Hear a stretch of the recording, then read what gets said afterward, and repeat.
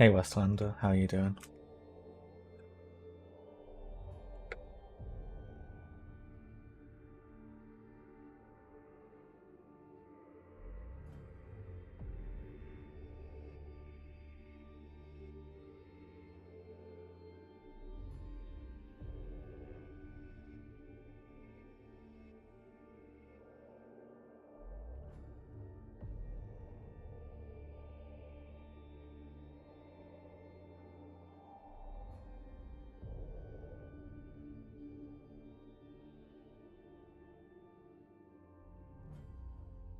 I'm doing alright. Not too much happening today, so I thought I'd just stream for a bit whilst I paint this night. What I want to do is I want to get ready for using some enamels and oils for Sunday's stream. So I think it would be a good showcase on how to use oils and enamels, especially as it's going to be mostly white.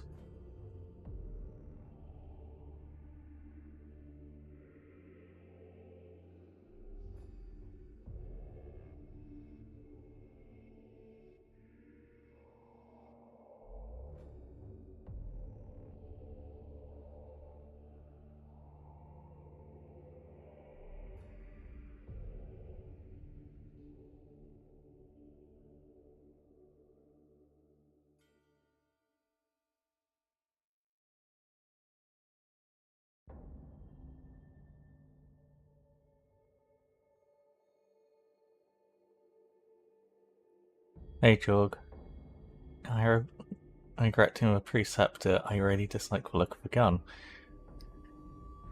Which one's a preceptor? That's one of the Laz weapon, isn't it? The newer, well, I say in quotes newer one, the one that came around with 8th edition, isn't it?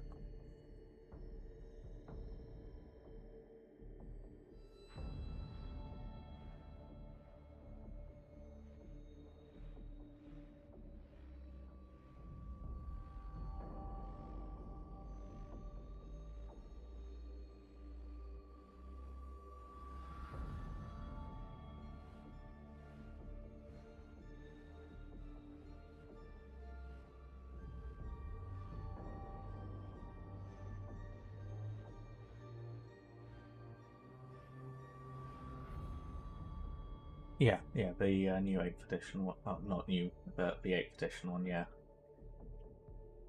Yeah, it's an interesting gun. Um, the thing for me is it just seems like a weaker, inferior version of the Atropos, which is the special Mechanicum version of the Cerastus Knight from Forge World, which has just an objectively better version of the same gun.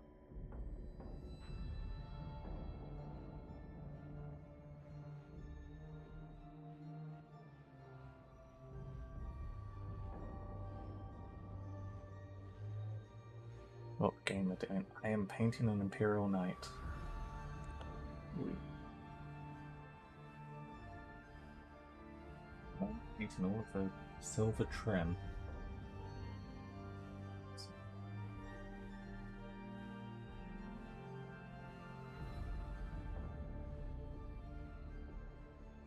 What time is it for you? This is a, well, Questoris Knight. In 40k terms, this is a Crusader. However, this is for the Horus Heresy primarily, in which we don't have the different terminology anymore. It's just a Questoris class knight, which happens to have the guns a Crusader has. So it has the thermal cannon and a Gatling gun. Or will, once I glue it on, but pre-assembly, well, sub-assemblies.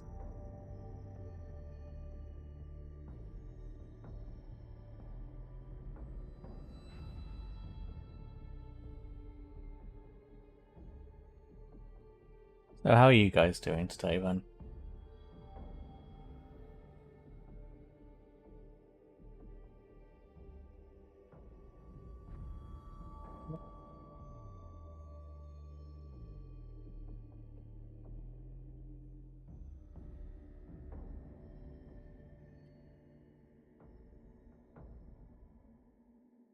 Oh yeah, that thing, school. Yeah, yeah, because yeah, you go back to school now, don't you?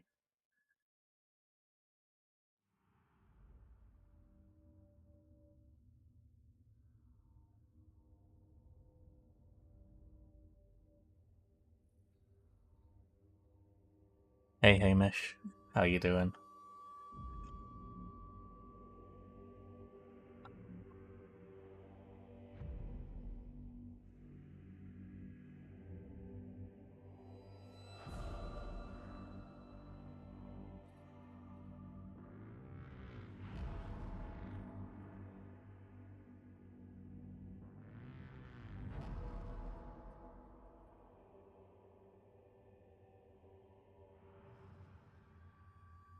Third week back.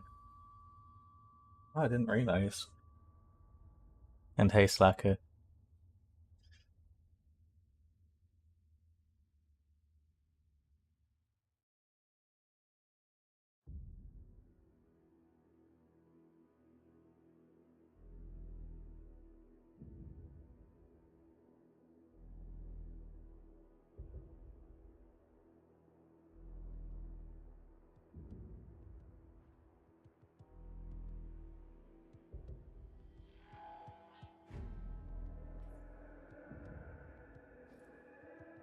Yeah, I'm doing alright. Been a bit of I guess, a rough day. So just trying to relax and paint some models. So yeah, I figured as I'm painting the night in preparation for Sunday, I may as well stream painting it, so you guys can see all the fun.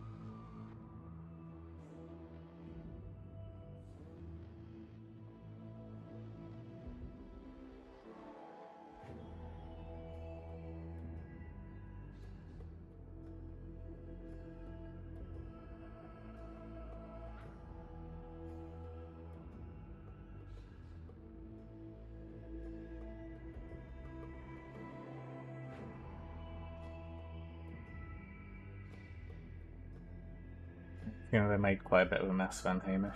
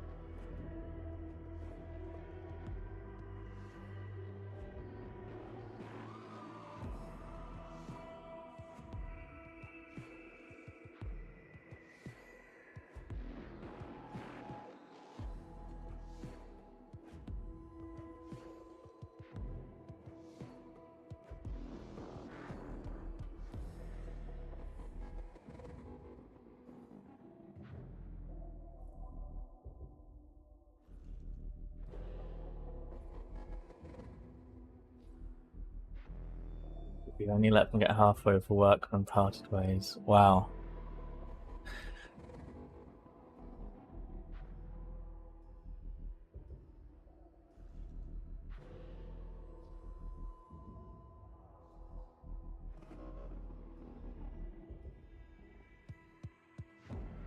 Did you let them go before or after the incident of them throwing slates?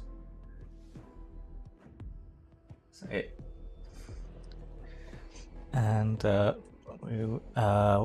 which house is this night for, as it doesn't look like your usual house scheme? Yeah, so on Sunday, I decided that with the Horus Heresy getting rules for Imperial Knights, that I would switch up the colour scheme for my knight household. We put it to a to a marble race as to what colour scheme I should go for based off canon colour schemes.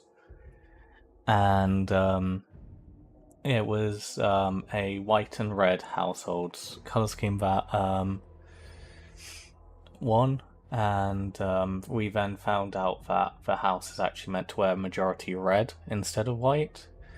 And I don't want to do a Mechanicum household because just doing all generic red knights really isn't interesting to me. And we decided, based off another marble race, that we do white and black, with the more using white as the colour to symbolise the elite status of the knight. So what I'm doing at the moment is painting all the silver trim, and then we're going to work out where I want to put like black stripes and markings over, as it's a lot easier to paint black over white than it is to paint white over black. I need to see where all the other colours go first and how it looks before I can really decide how we're going to add the black to it.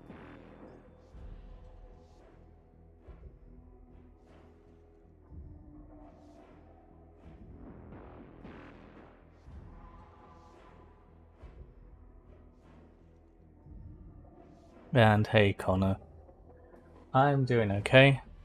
It seems like everyone else in chat's doing okay, and yeah, I can imagine that that incident would be the final straw for most people.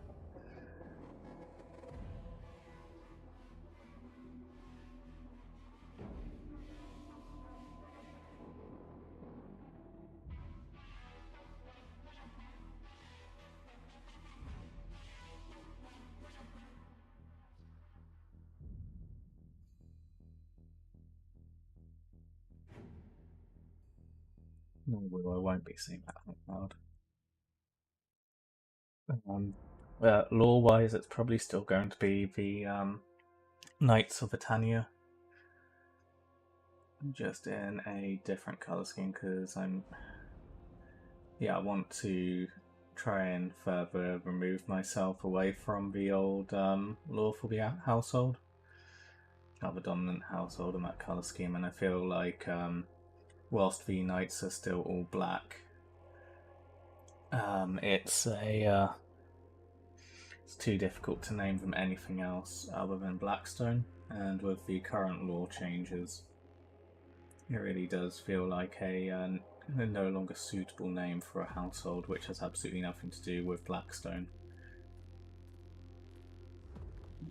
given its sudden importance and setting.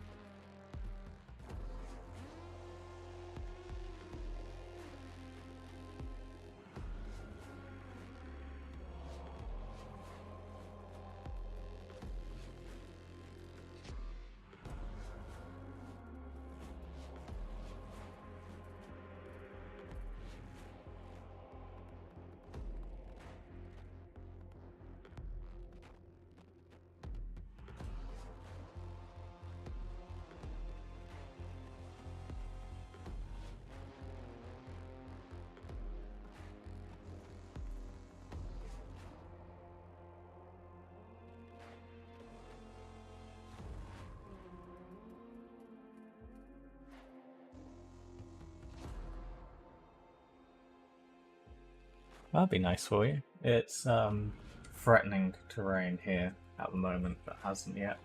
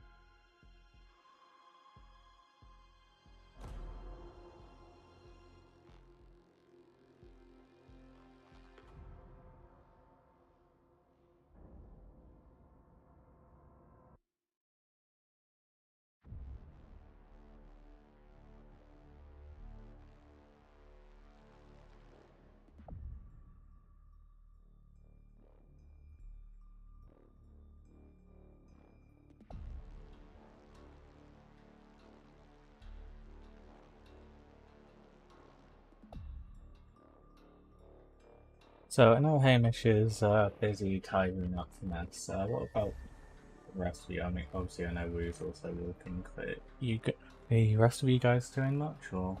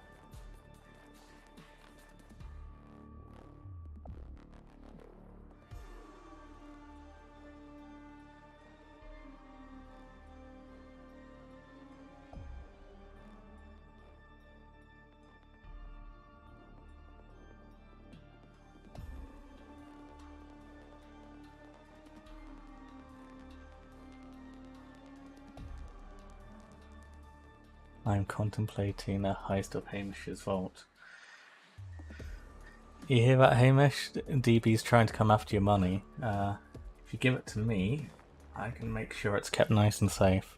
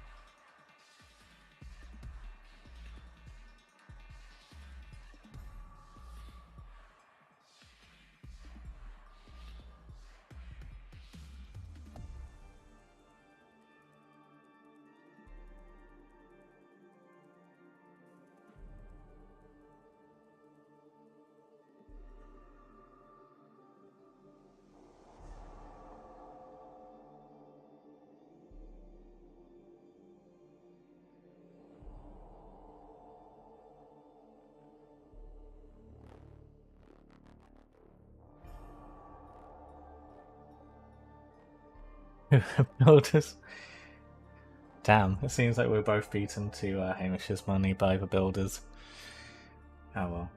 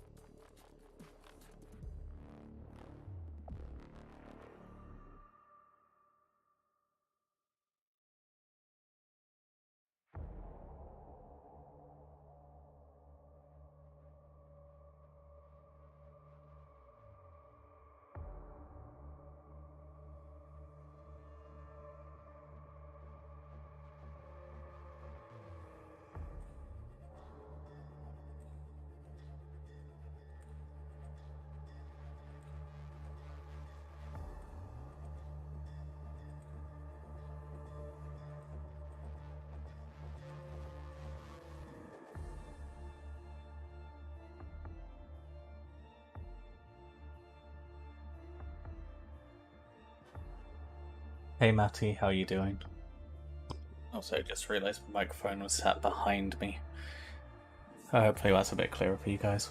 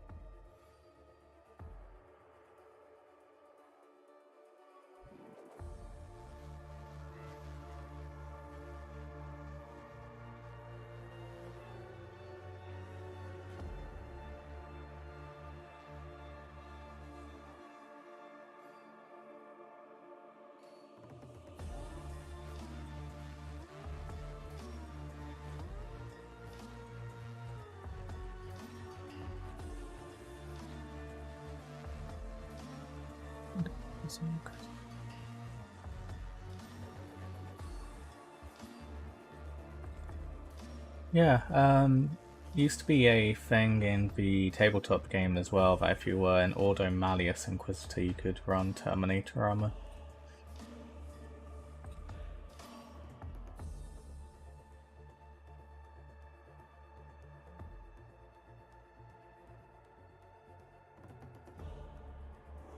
You basically just get to steal a set of Grey Knight Terminator armor.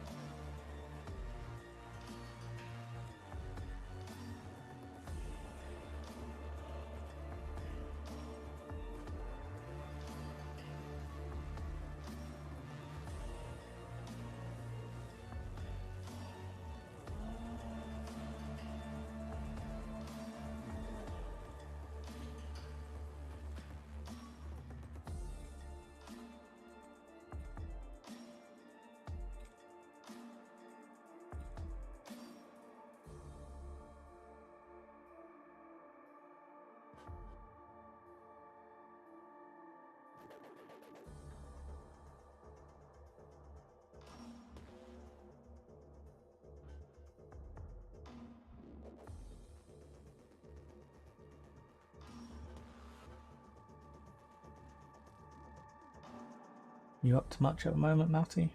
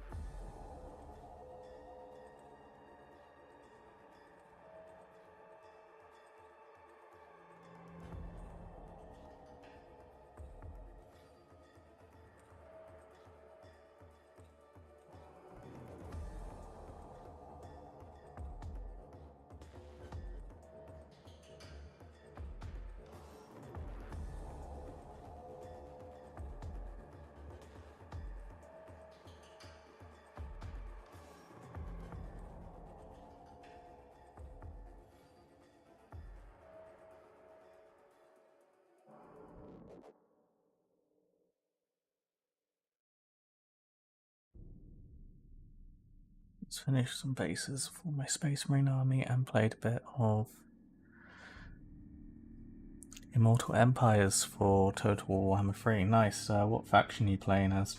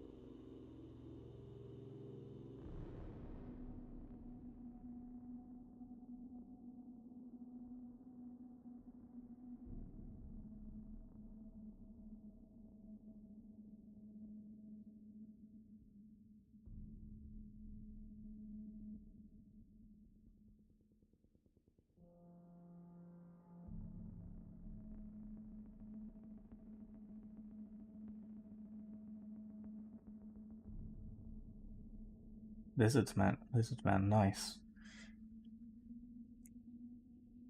I am looking forward to being able to play as Alberic once more, my favourite Bretonnian lord. Especially now that he starts in Lustria as well.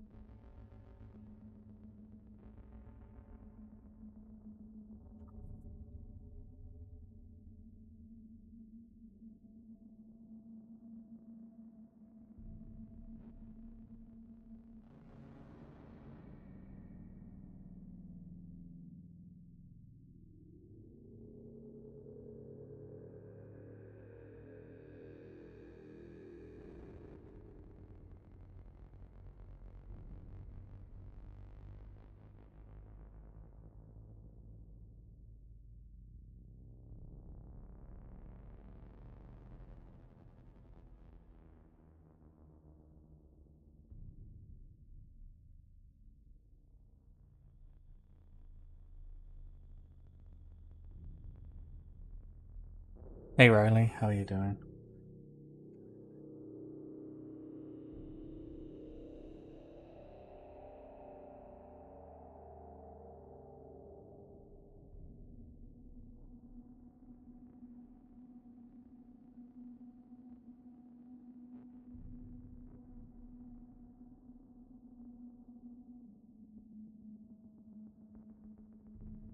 No, this is a regular Questorus night.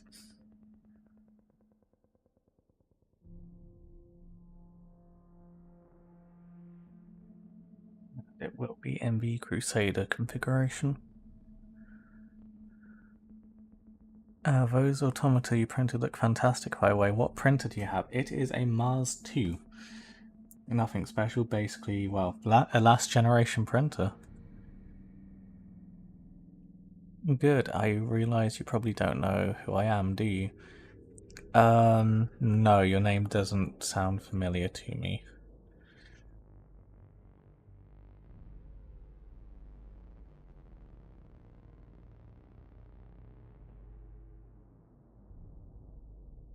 I'm assuming I know you by a username or something.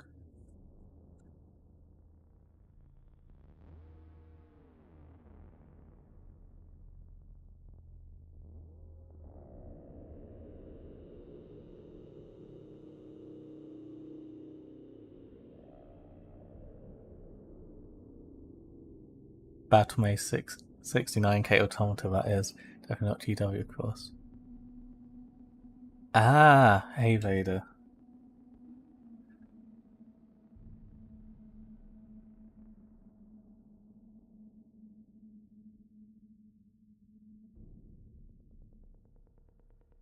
Oh yeah, and yeah, definitely the automata are definitely not Games Workshop products. I mean, they have no Games Workshop iconography on them, so they're definitely not Games Workshop materials.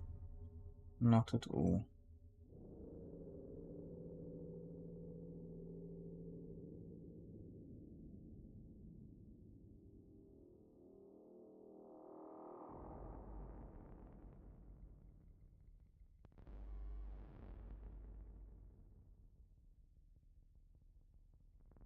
Wait, Vader, how did you find the stream, just out of interest?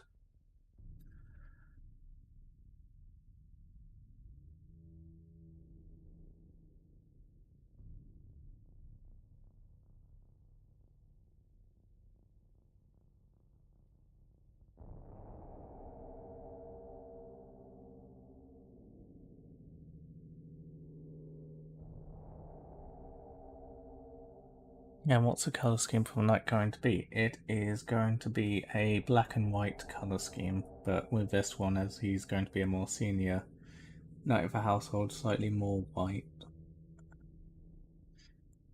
The gold is just where personal heraldry is. But YouTube and Discord. Okay. So yeah, if you do !! Discord in chat, it will give you a link to the Discord server for this channel.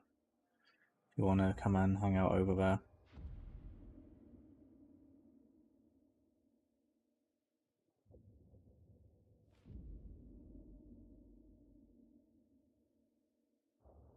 That's where the bots ping to let people know that I'm streaming and stuff. Also, there's channels for 40k, Horus Heresy, Battletech, and Fantasy as well if you want to like post minis or talk about the various game systems. And I will, every Sunday I do go over the stuff that's posted in the work in progress and showcase channels. So if you ever want to showcase or like show off any minis you painted or any work you've done, you can put it in there and you can show it off and talk about it in the stream.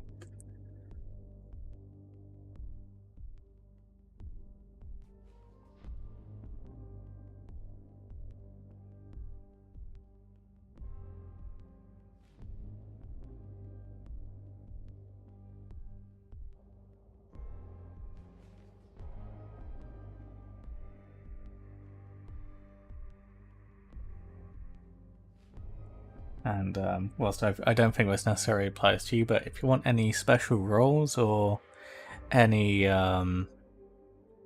special access or privileges on the Discord server, you can always join my Patreon by doing ! Patreon in chat. It will give you special roles and exclusive access to parts of the Discord server you otherwise can't see.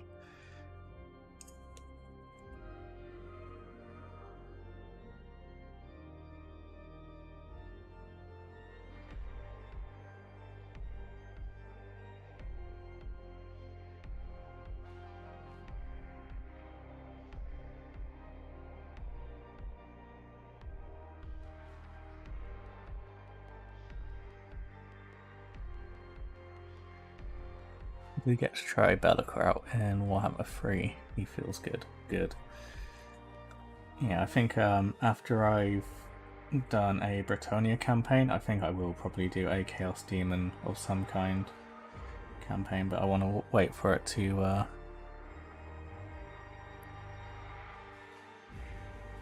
Is the Mustering and Legion series about your Horus Heresy Emperor's Children or just Horus Heresy in general? It's a series which I'm working on, focused on helping people get into playing and collecting for Horus Heresy. So there's a lot of channels which do lore and advice for like strategies and tactics, but not many that do actual advice or give any like real considerations like how to get into the hobby, just what units are good and stuff. And I feel like that's missing out on quite a bit of getting into the hobby. It's like I can say, oh, you should get a Castellax of Darkfire bolters for ruining enemy infantry because it has pinning, but someone who doesn't know what any of that means, that's useless information. So Mustering the Legion is a series I'm working on to help you get into the hobby to a point where you can understand that kind of stuff. And then from there I'll be doing more complex videos, talking a bit more in detail.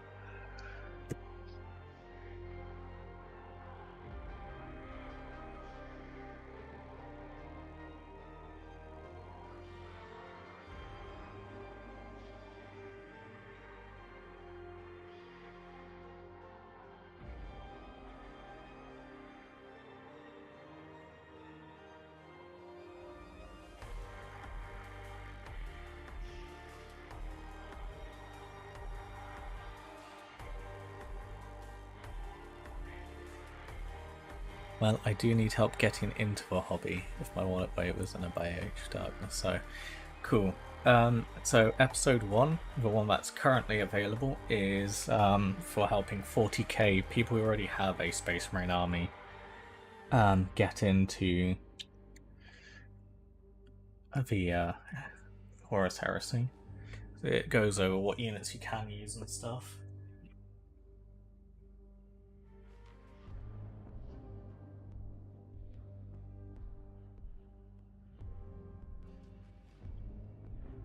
And the episode I am currently writing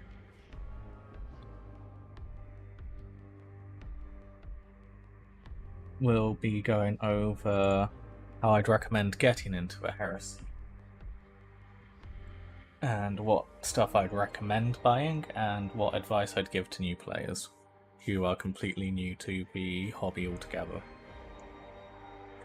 In a sense, episode 1 is kind of a episode 0, I guess, or a prelogue, covering the stuff which I feel 40k players might need to know getting into the hobby before we can go on to a general advice.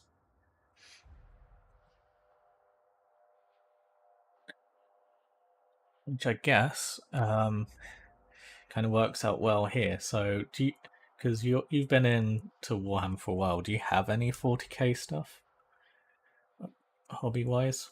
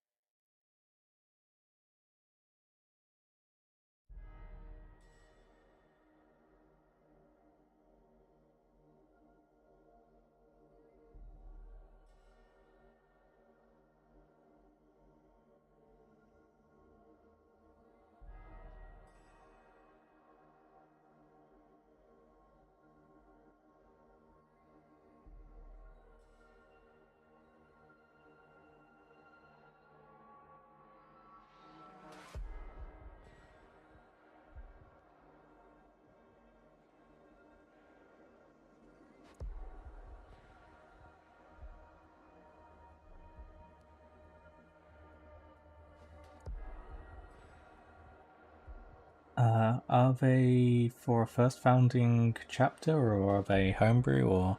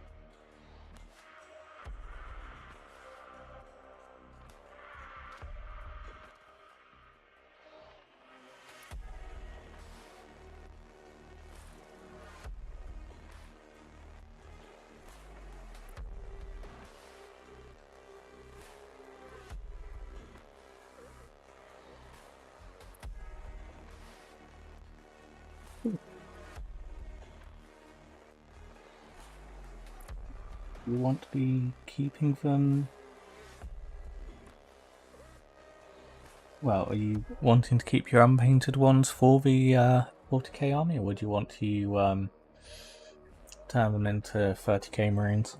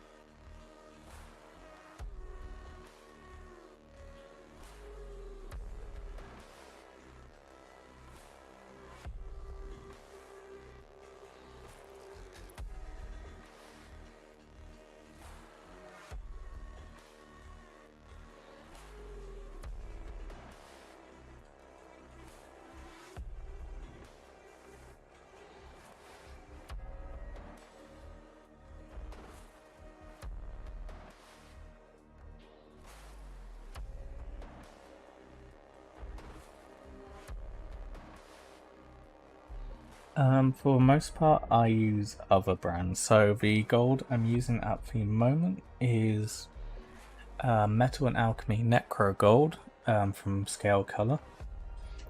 The white, which you see on these Marines, is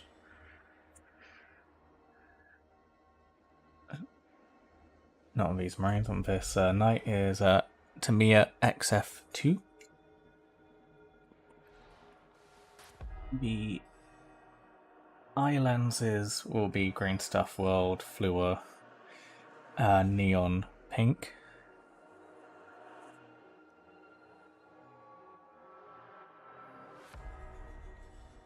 My go-to primer of choice is Mr. Surface, well, Mr. Hobby, Mr. Surfacer.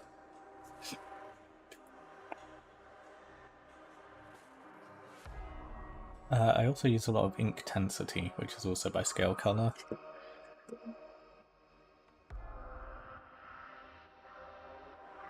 Most of the darker silvers you see are Vallejo Acrylic Color Metal Color.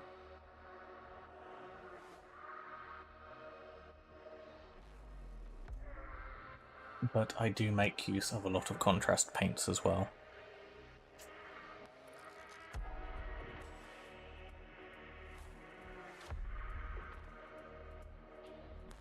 And a metallic I really like are Dark Star Metallics.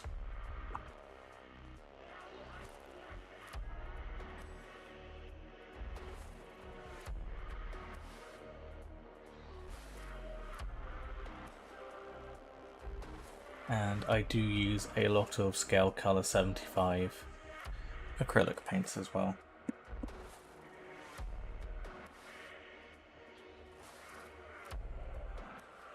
Oh yeah, I use a lot of different paints.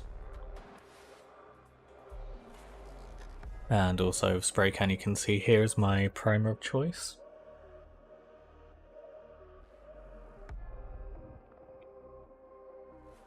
Which is Color Forge primer. It works.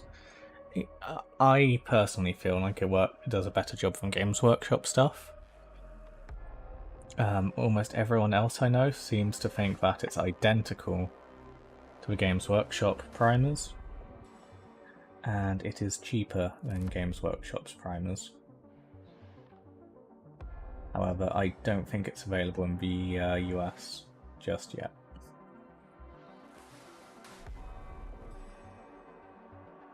And for those in Varak's community, I was using them before Varak started shilling them as well.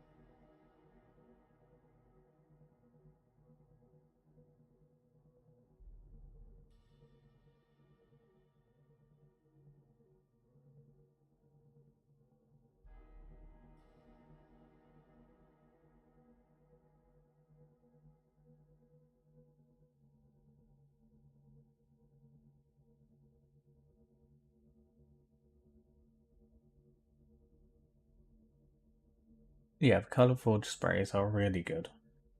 They've never let me down even when I've done a absolutely awful job of priming and put far too much paint on. They evaporate and set really nicely.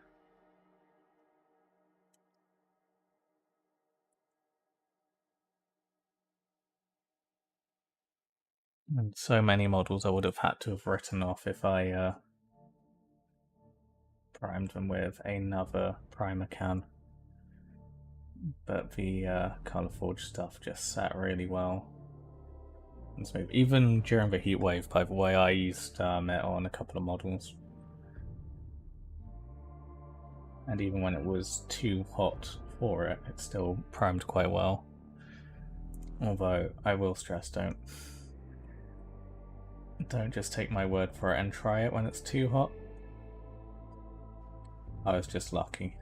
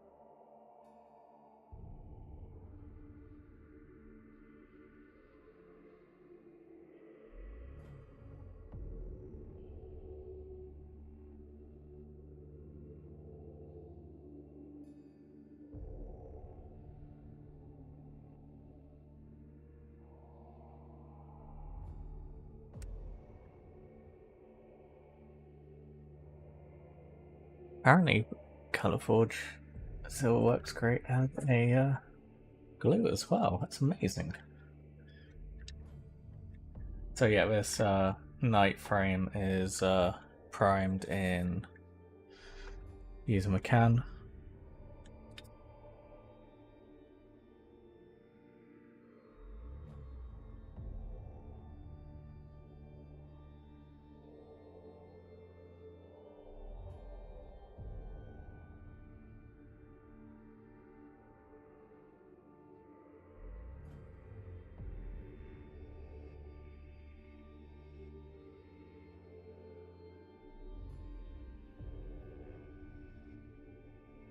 Hey Tuppy, were chitin ravagers around during the heresy? I'm not sure who they are, so I don't know, I'm afraid.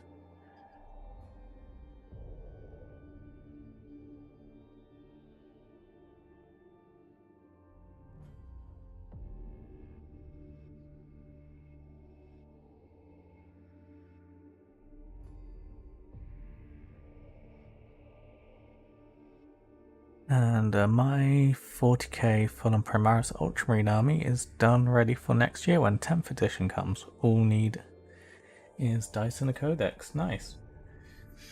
And then also inevitably a bunch of brand new units because they'll be more powerful. Hey, it's finally raining here.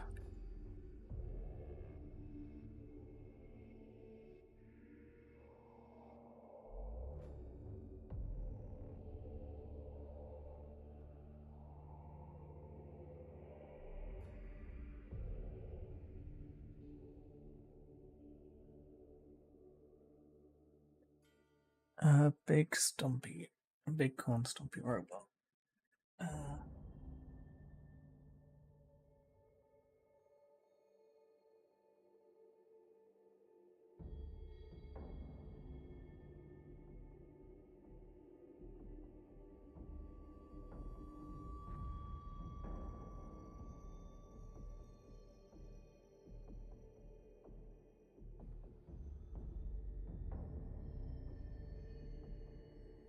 Guess you could just run it as an Imperial Knight.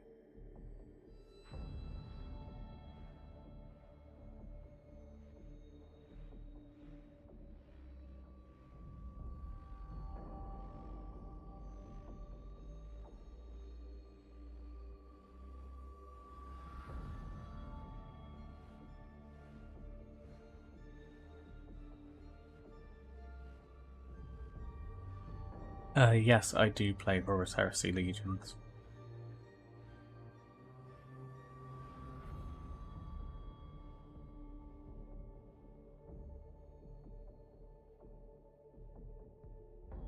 And yes, I just had a quick look and I can't find anything to suggest it was around during the Heresy. But there's not really enough to say it wasn't. So what I would probably do is run it as a Questoris Knight with a Gatling gun and a chainsword. Reaper chainsword.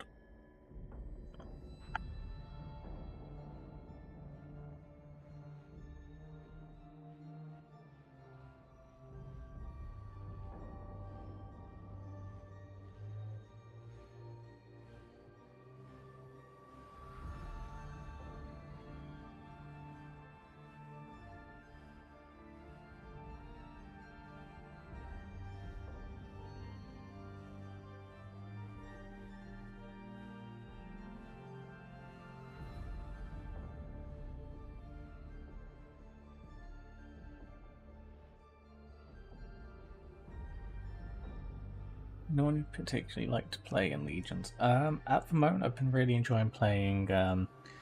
Might not surprise many people, but as a Imperial Knight deck.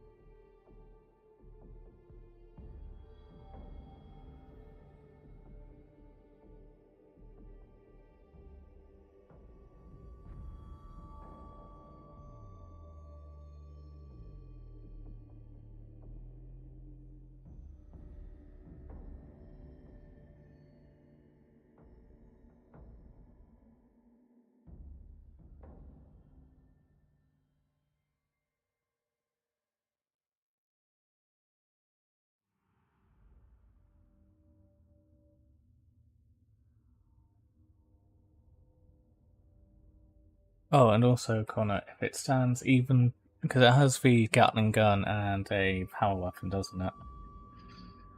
The chiton.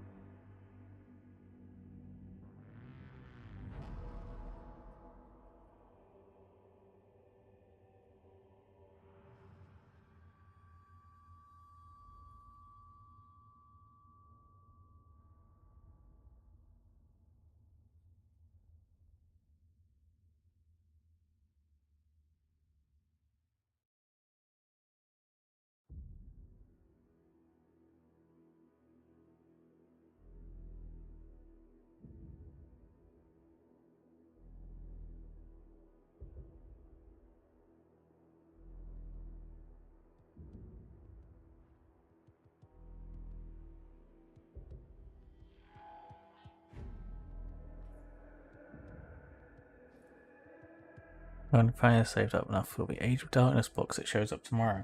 That's great news. Save you waiting on my video, which I'll hopefully get written up tonight. Unless you have a clear idea of how to play the heresy, I would highly recommend just building the box as is for your preferred legion.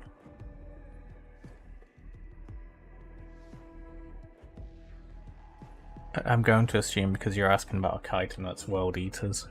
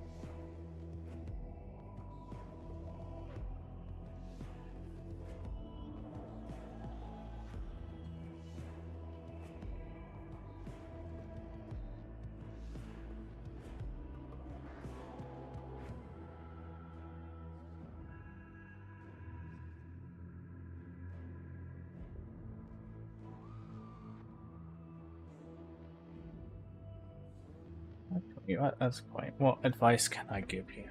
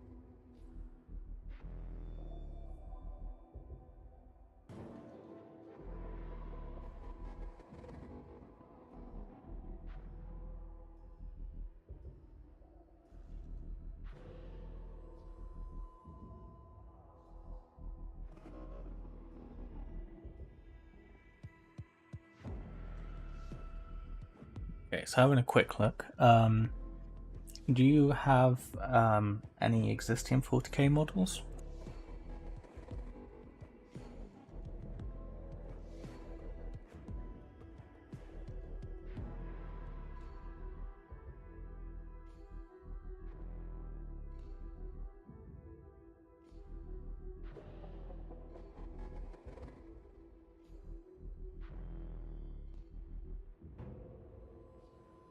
Yeah, that makes sense and excellent.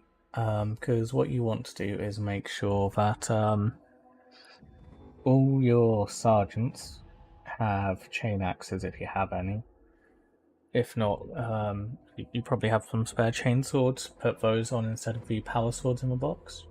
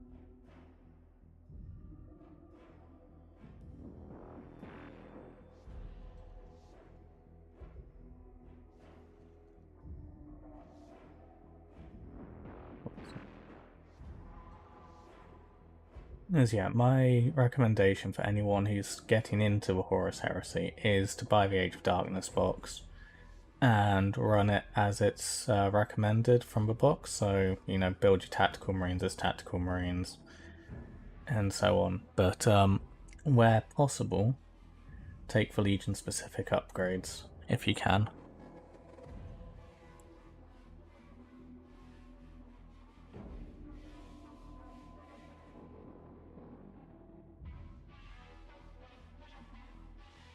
Oh, nice, Riley. I love the Jokers because Legion is one of my favourite books in the Heresy series, but yeah, I rarely ever end up against stealthy armies for some reason.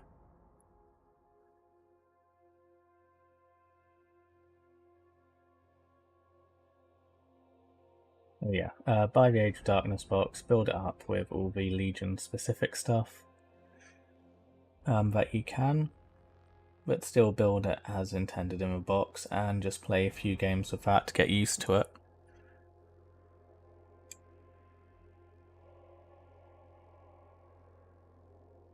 The problem I have with getting into Horus Heresy is that I want to play Blood Angels and no Assault Marines in sight.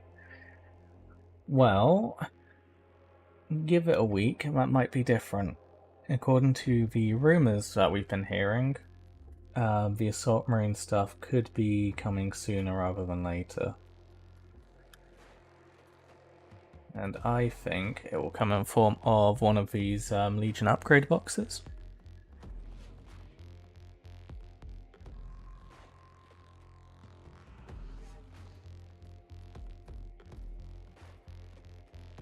So I reckon the Legion upgrade box will have a set of jump packs, close combat weapons, and pistols to make Legion assault squads and despoiler squads.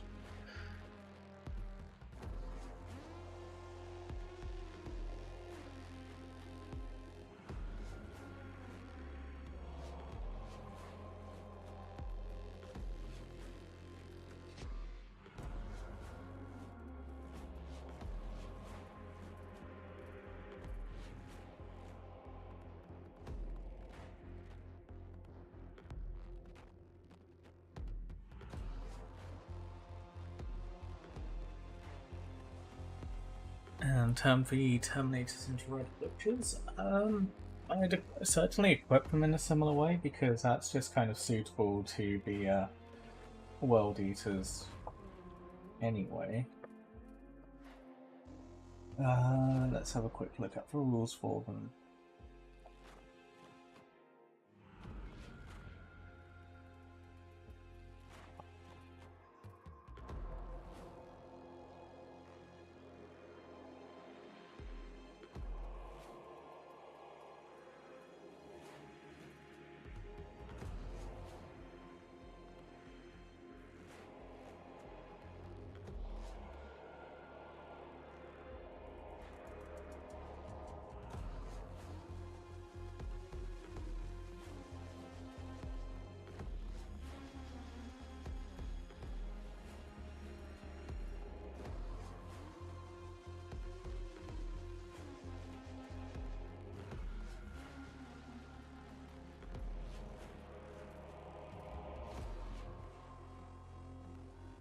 So I'd say don't build them as Red Butchers. Simply because the Red Butchers have 2 chain axes and a regular squad of Cataphracti can't take 2 axes.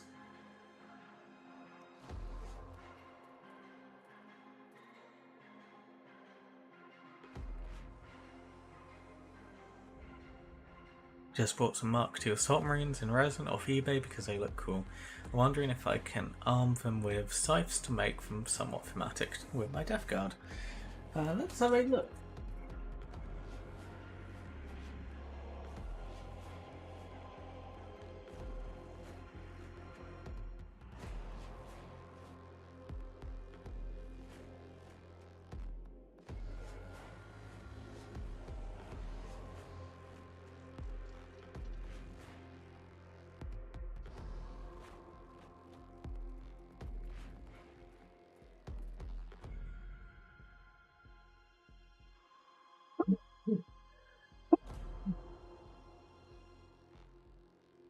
Sorry about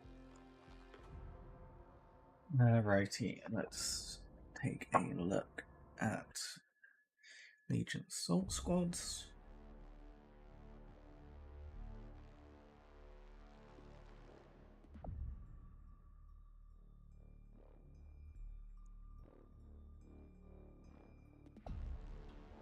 How many Assault Marines did you buy, Hamish?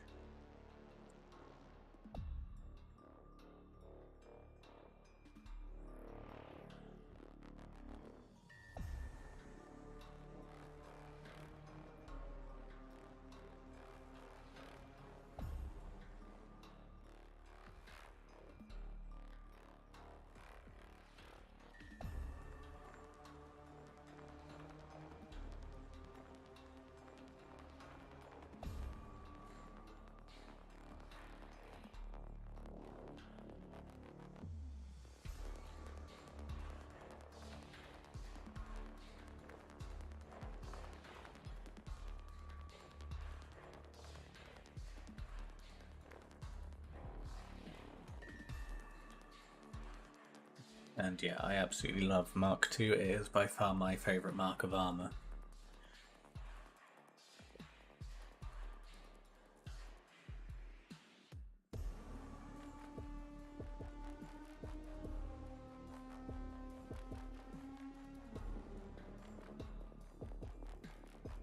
Just 10 so far. So, the rules for Assault Marines mean that your sergeant can take a hand flamer and a power scythe, and 2 other models in that unit can take hand flamers.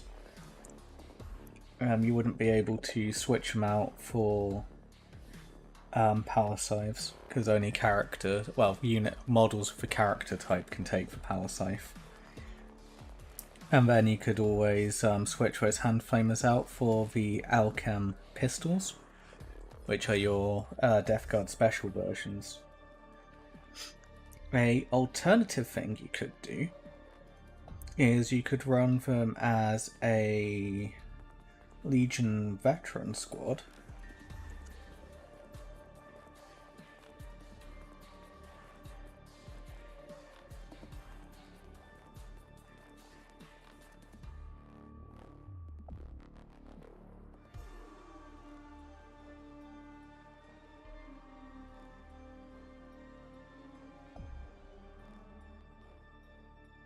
No, sorry, not a Legion veteran squad, a Legion command squad.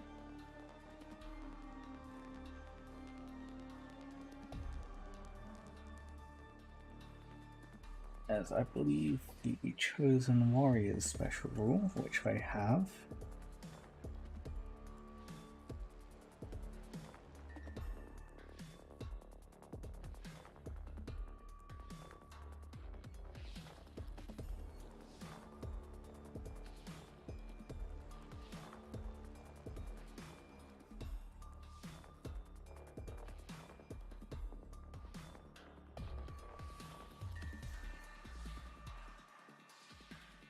Veterans can't take jump packs.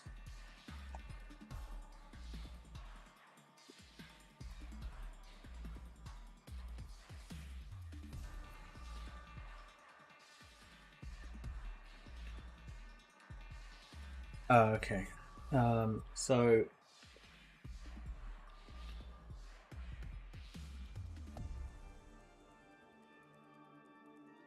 if you run them as Legion Command Squad, you could give them all the jump packs, and you could give all of them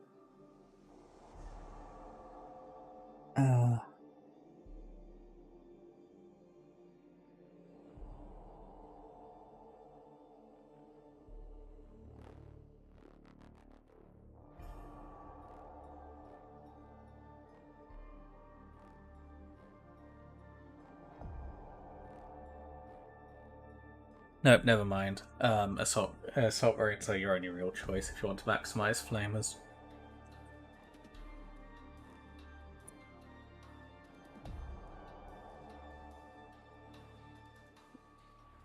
Yeah, run them as Legion Assault Marines. You can have 3 hand flamers in there, one from the sergeant. Sergeant can take a power scythe.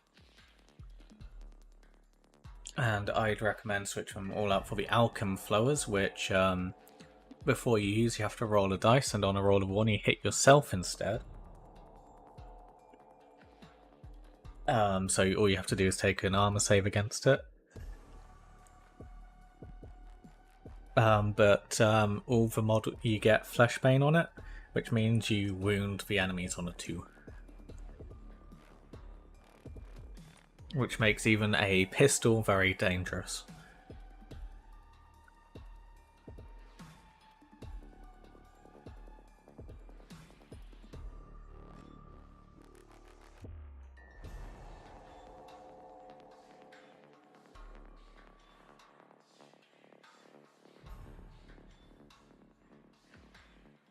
Nurgle will protect me from it. I'll roll all 7s.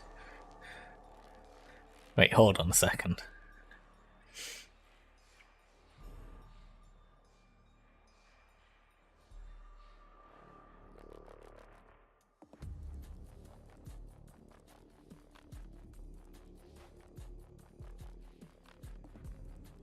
I mean, if you're rolling on the vehicle damage table, that's great, because that means they blow up. But otherwise, I think that's a little rigged.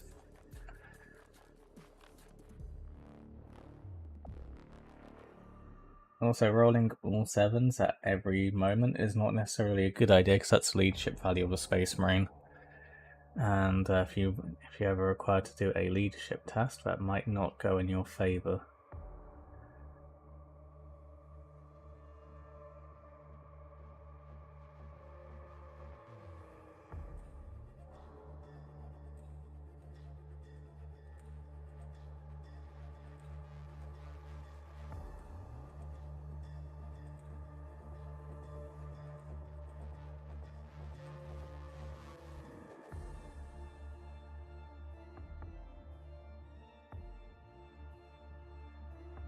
Well, according to Valrak, I rigged it when I beat him with my Emperor's Children.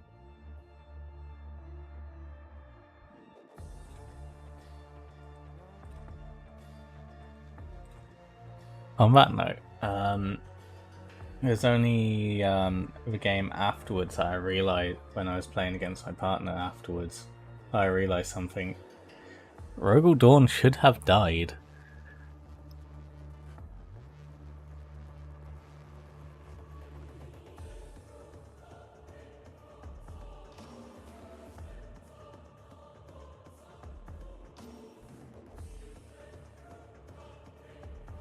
So, I was planning on running 2 medium-sized armies because I still have to buy 5 Corswains.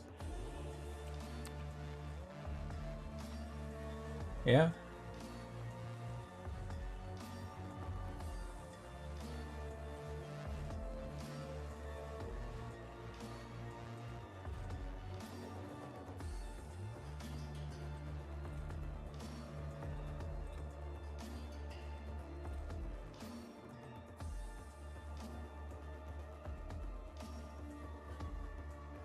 And what are you watting, Woo?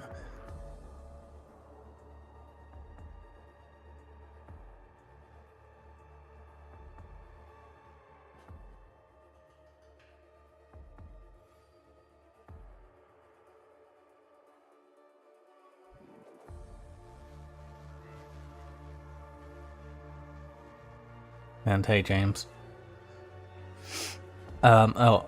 Rogel Dawn should have died in my game against Valrak because we completely forgot about the brutal rule and how it works. And he was punched to near death by a Blood Angel's Contemptor Dreadnought, whose close combat weapons are brutal free. Meaning in reality, Rogel Dawn should have taken 9 wounds there.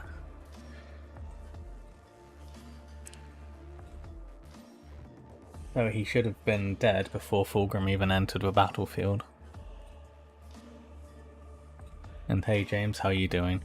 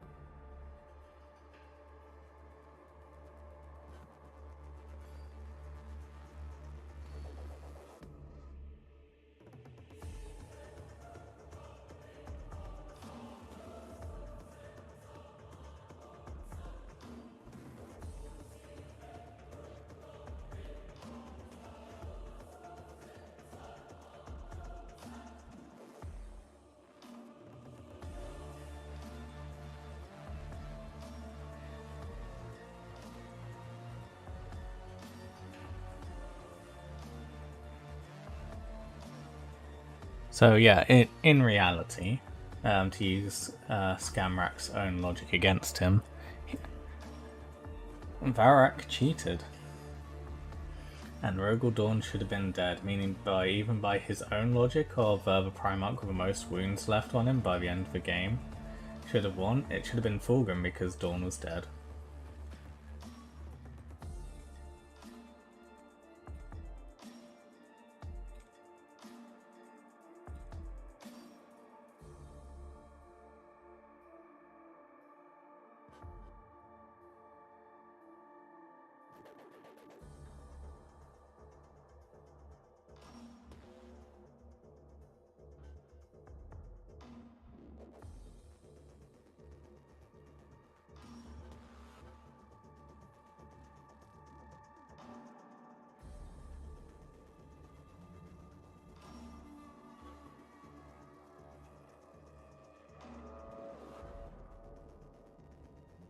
Getting college stuff out of the way, and I'm back to working on my 30k Fabius conversion. Awesome. Are you working from the Fabius model, or are you making your own one up?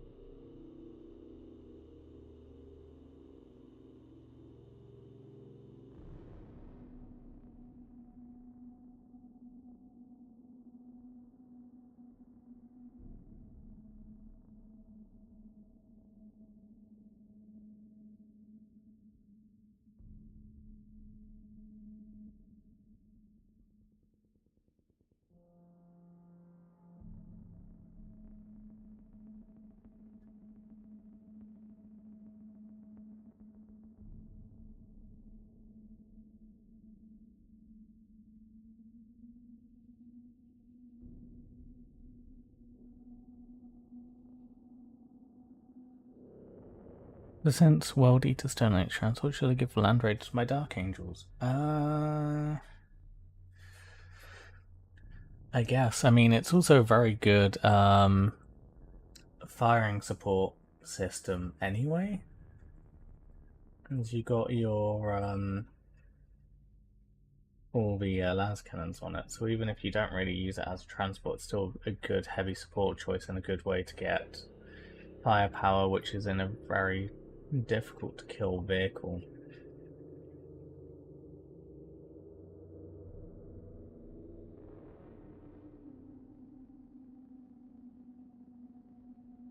I'm using Mark for Apothecary's basis from the beginning of Istvan 3, so pre-skin cloak. And description from the light of a crystal sun to go off. Nice.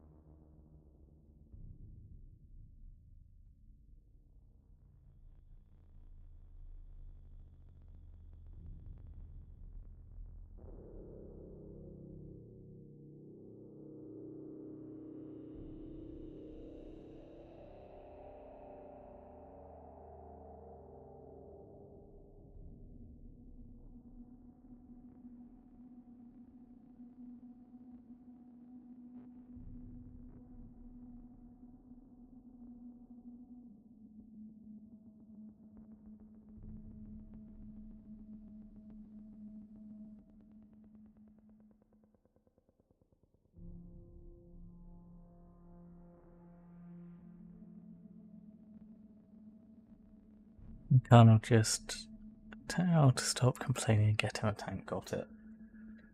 It's also a very brutal looking machine anyway. 20 chain axe wielding nutters busting out Spartan is the spiciest bit. The spiciest in the arters. Yeah, there's also that factor as well. And I found that the Spartan makes for a great delivery mechanism for your Cataphractii Terminators from the Age of Darkness box as well. Especially if you're melee orientated, because you get to charge straight out the front of it, as it has the assault vehicle special rule, so you drive straight into the enemy's face, unload all of those wonderfully angry or perfectly calm world eaters directly into the enemy's face and then charge.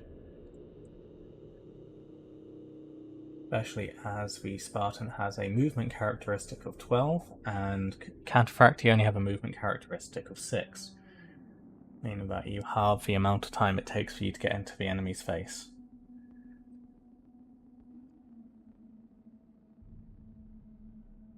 Although you can only move 6 inches with the Spartan on the turn in which you want people to get out of it.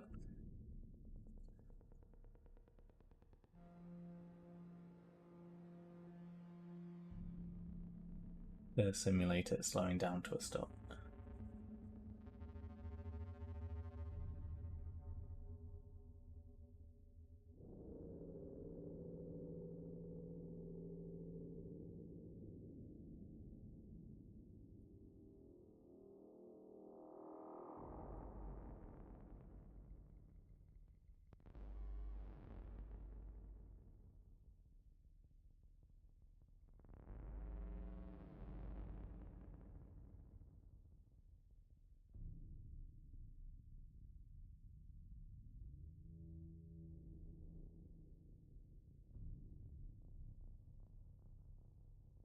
Can I use 40k Khan in 30k without too much conversion?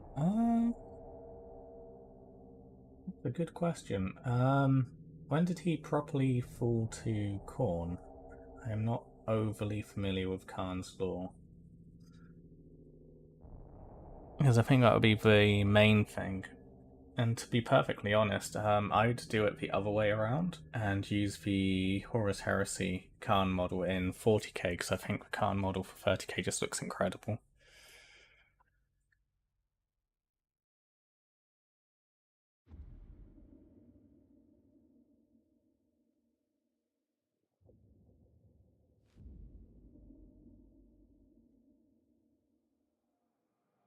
Right, and I'll be back in a moment. I just need to go and grab a drink.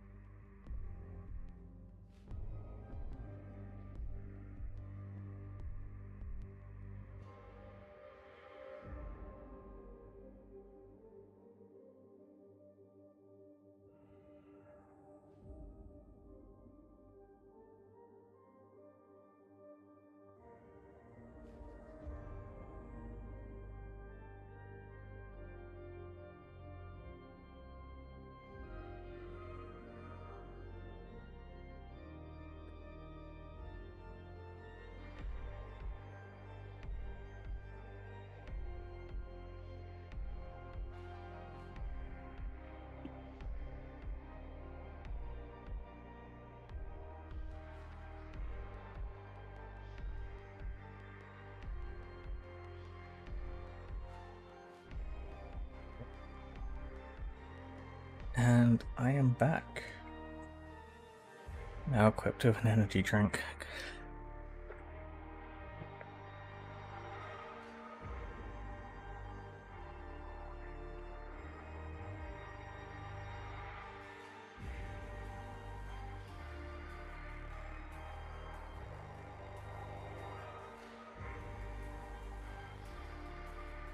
For the Siege of Terror Heretic Forces, 40k minis work quite well. Someone said completely fallen by that stage. Yeah. It's one of the things I tried to highlight in my first video. Is the 40k Marines for Chaos Space Marines are basically perfect with the artwork I used.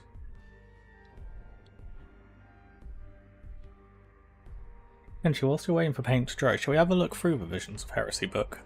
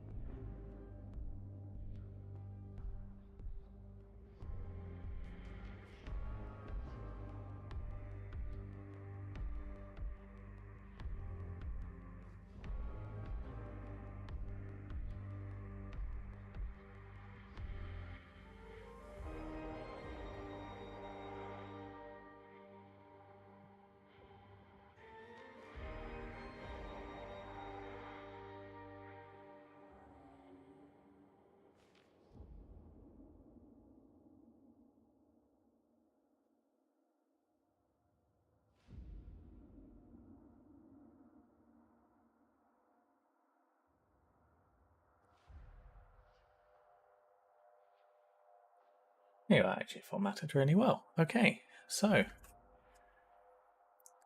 the Aphasmatodius. We're looking at art.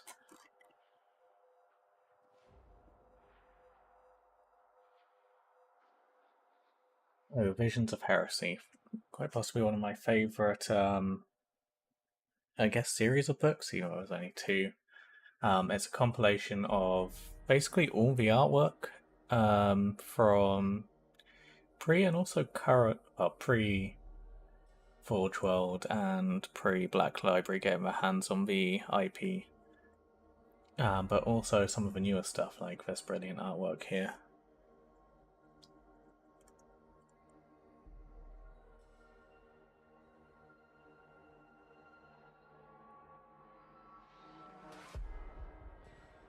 Has background lore in it as well.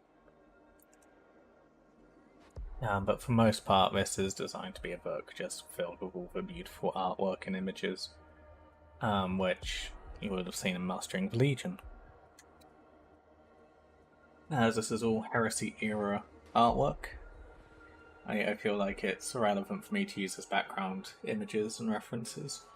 So, very first proper image in the book is of the Emperor in his battle plate leading Mark 7 Space Marines during the Great Crusade. If you notice, there's Blood Angels, there's Ultramarines here. There's a, I think that's a Space Wolf or a Lunar Wolf. And they all have Aquillas on. So, out of the gates, we're already off to a great start.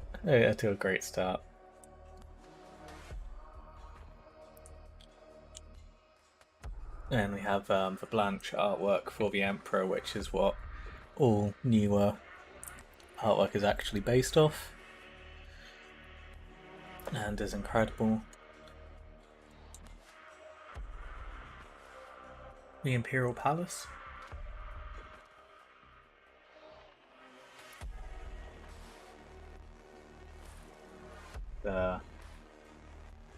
The Salamanders versus some Exodites riding a cold one. You could say that the cold one you could say that the Salamanders are opening up a cold one for boys. Again, we've got the Emperor with the Emperor's children and Lunar Wolves here giving a speech.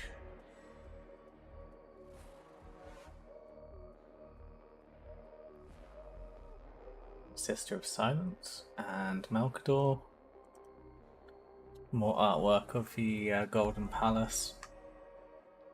This one we've seen redone by a more modern artist trying to give it a more realistic look. I still think this one's better. Personally, I've grown up adoring Blanche's work, and I've always had very close friends who have been obsessed with Blanche's work.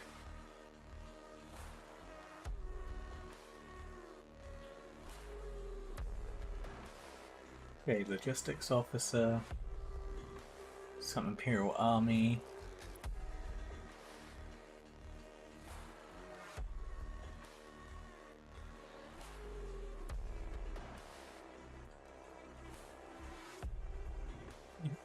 Yeah, I say close friends because it was people of, different levels of intimacy with me, Phasma. Including one friend who I went to school with who actually got lessons from Blanche. So, yeah. Some beautiful artwork of the Emperor's children. And you'll note that, for most part, a lot of the armor designs and concepts here are very similar to 40k art models and designs of just different helmets and stuff.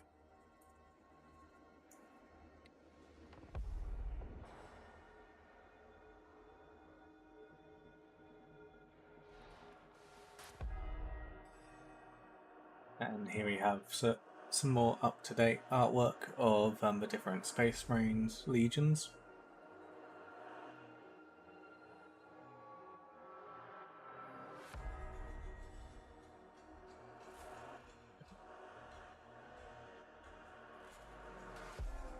Yeah, you'll notice that only the Emperor's children at this point of a modern artwork have the Aquila anywhere on them.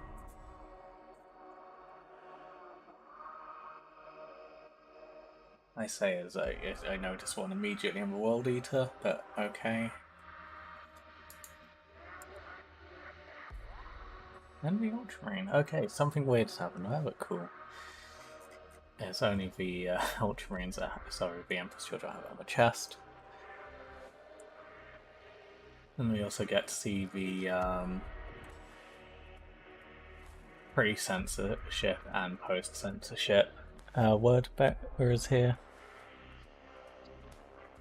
And the same with the Lunar Wolves and the Sons of Horus.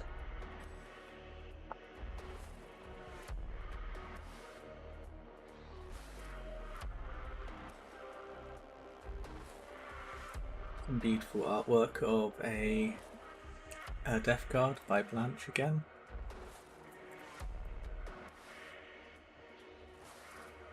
Very chunky boy.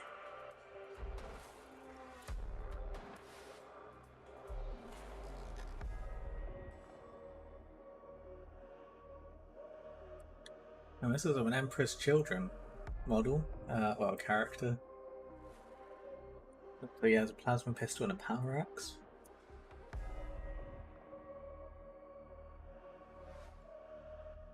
Clearly repainted armor stolen from a superior legion, yeah. Clearly.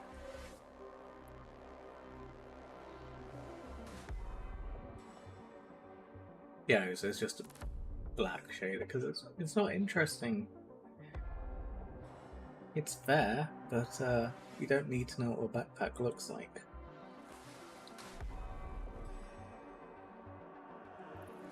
And if you pay attention, this guy has the giant sweeping boots to a power armor, denoting this as Mark 6 power armor, despite the helmet not being a beaky.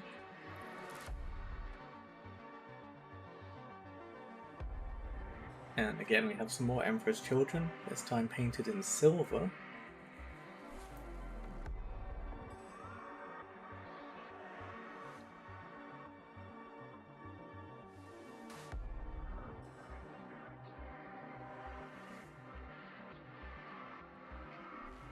The yellow's gone for a yellowy green and silver. Makes him look like a Death Guard, even though this is Emperor's Children.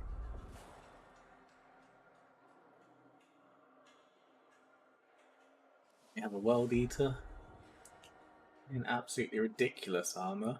I mean, what the hell is that helmet? Gorget design, because it's both at the same time. Makes no sense.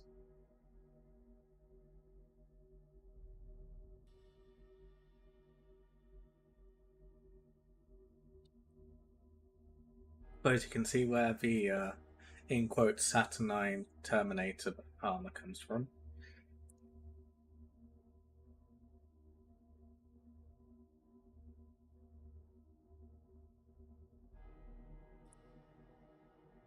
We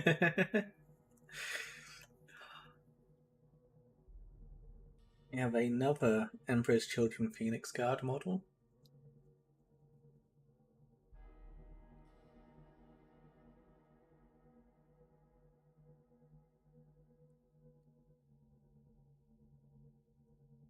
You try not to spam caps.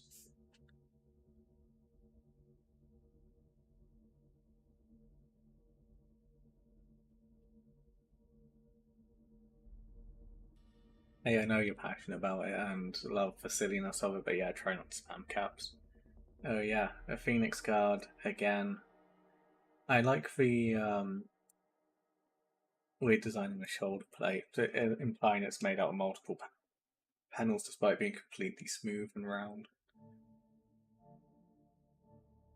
Giant eagle head. And hey Herm, how are you doing? I do want to commission someone to make these ridiculous helmets as well with the eagle faces. I think it would be fun to make a squad with these.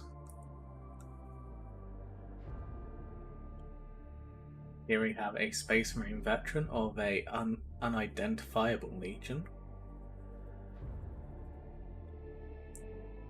Well, it does look like there's a V middle of him.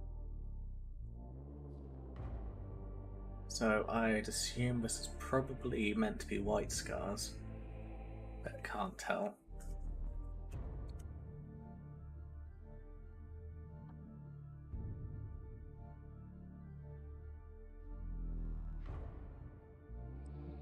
Here we have a World Eater's Cataphracti Terminator. Again, the proportions are completely off and out of whack, but yeah, still looking absolutely fabulous.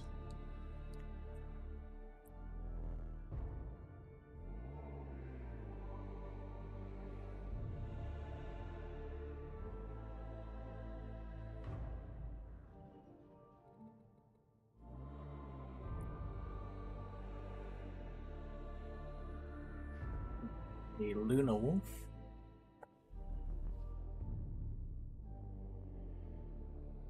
Oh yeah, with this one.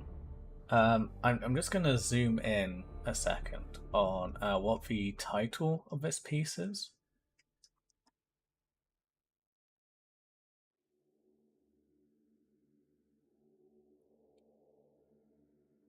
It's not a Thunder Warrior. It never was a Thunder Warrior, and never will be a Thunder Warrior, no matter what people on the wiki want to say it is.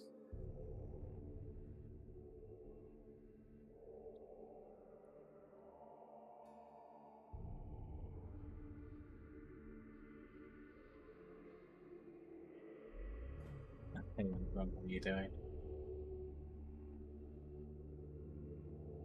I don't think it's available in print anymore. You can check in a bit.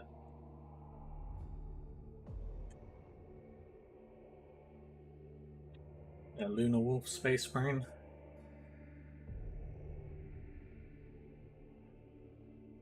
There's clearly dialed up on the wolfiness here. With 1, 2, 3 different fur pelts on him. And then the old, famous Primarch work.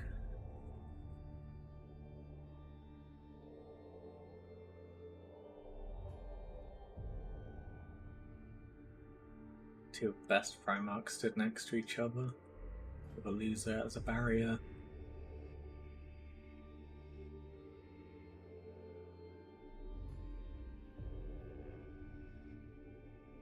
Custodian artwork.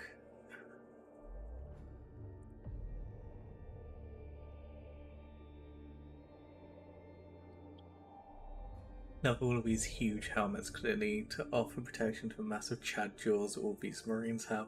Absolutely. And then there's the Custodians who just don't have a jaw whatsoever.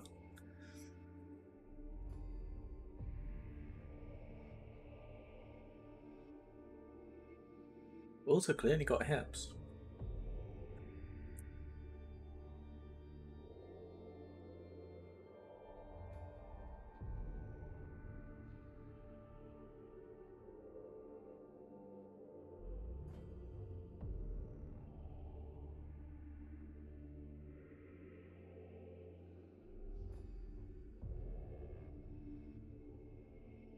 Line up both an Alpha Legionnaire hiding in the Thunder Warriors. Well, there is that one Iron Hands character which is all but confirmed basically to be a Thunder Warrior with Iron Hands Gene Seed.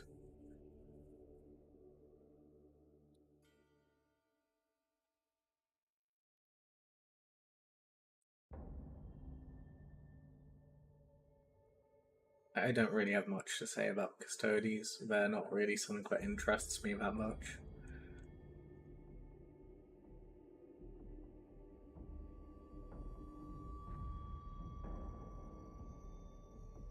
I mean, I like this artwork. I think this one's quite cool.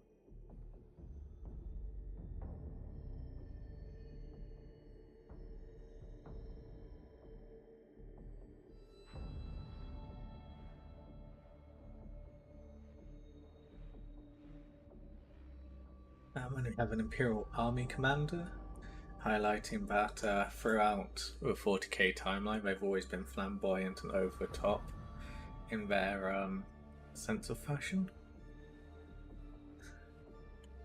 Also has a very, very good boy there as well.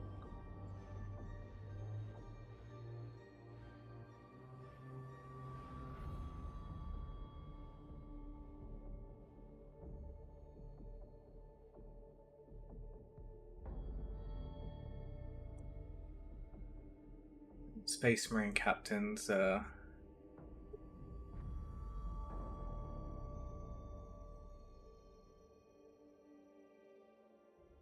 always liked this artwork of the Space Marine captain with his laurel wreath and whatever this weird gun is. I just can't identify it.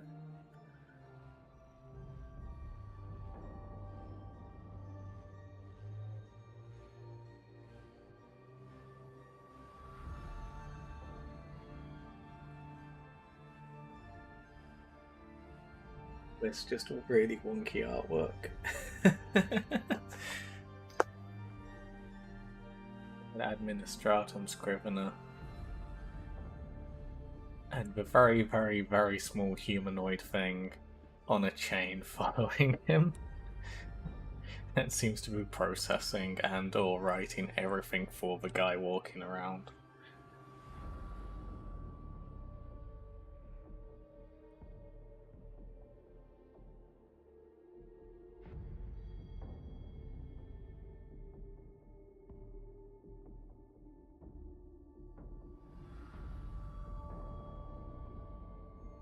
What's with the spikes on his head? It's just so weird. And back to this briefly. It can't. It only has a single barrel that's smoking, but it has this like chain-fed magazine. It doesn't look like a bolter.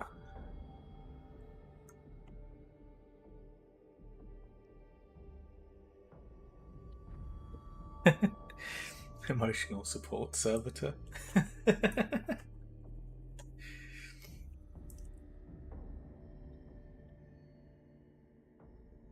The artwork for my favourite novel of the Heresy series, Legion, with the guy wearing like Mark 8 lower arms, Mark 7 legs, weird torso, and Mark 7 helmet, just and Mark 6 shoulders. It's just like such a cool piece of such a weird combination of power armor.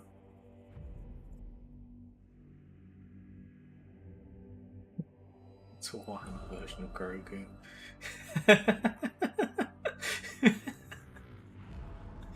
Yeah, I suppose we need to give it. We need to get this guy more attention and love. You know what?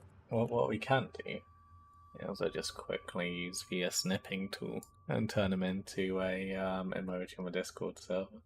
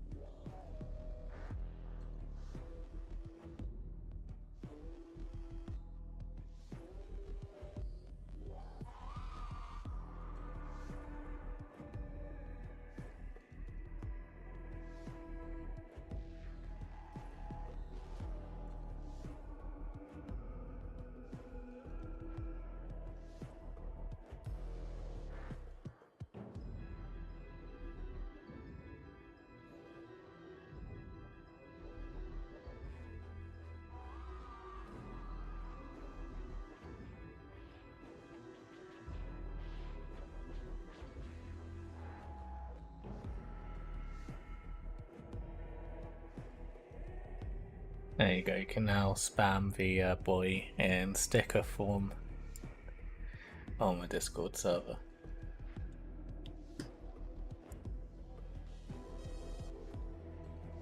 And as an emoji. There we go.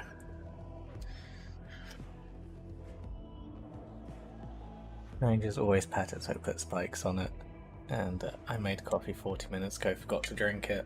I am getting old.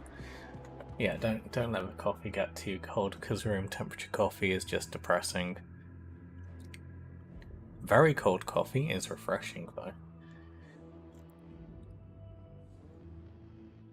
And yeah, for people who want to play Imperial Army, you can buy those gorgeous models which have definitely not aged incredibly poorly of catechins and use those.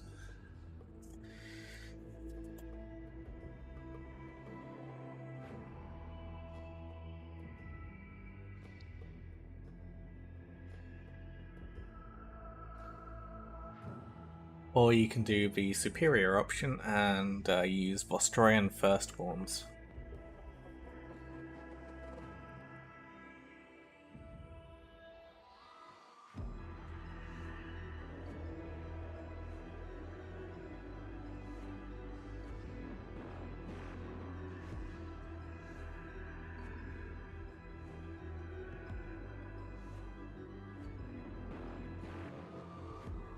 Oh, and you could use a Battle Priest from Warhammer Fantasy as a Psyker, apparently.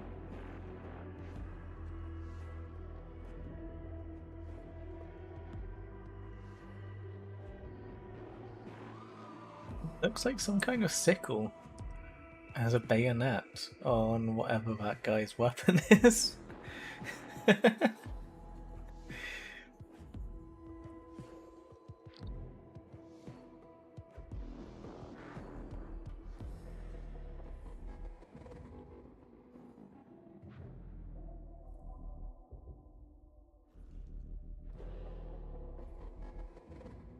And we have what looks like the Africa Corps. And more catechins. Not sure why they're wearing jungle camouflage in an urban environment, but hey, they're not paid to think.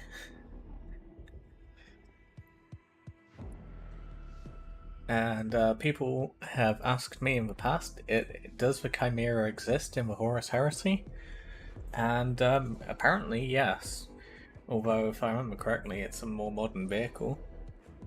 But there's the Chimera chassis being used as a Griffin in the Heresy. And these guys with Astartes rocket launchers somehow firing them safely shoulder mounted as humans.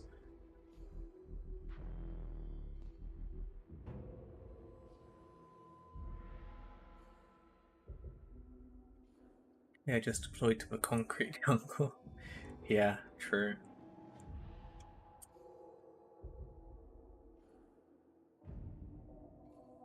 Emissary. Again with an eagle with a hood this time. And again, what looks like a Space Marine tilting shield. And yeah, a lot of the Legion's artwork is taken from Visions of Heresy, as a lot of it's recycled from the Saber card game, which is again taken from this book. There's the Endurance, and one of the most 40k looking artwork ever.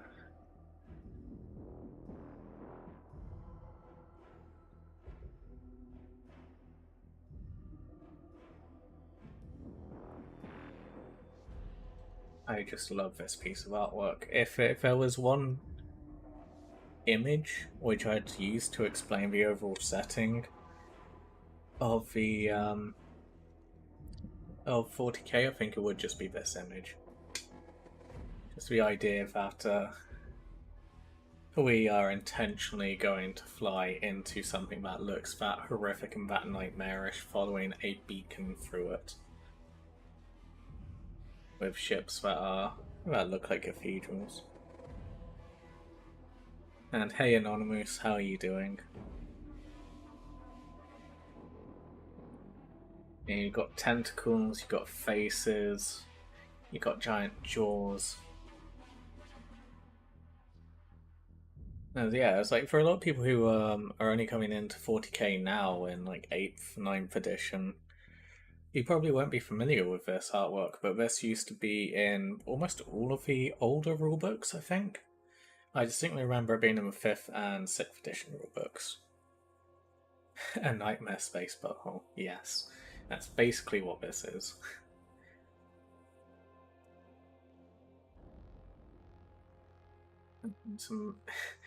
Not June. Definitely not June, I promise. Look, there's oh shit, a deserted city in the background. 'But yeah, Psychers. I think we're actually meant to be astropaths.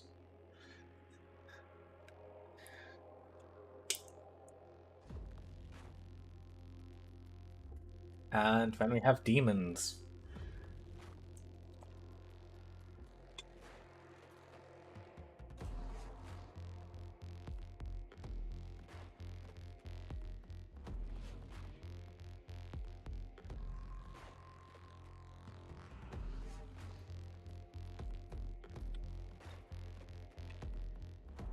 Oh yeah, the idea that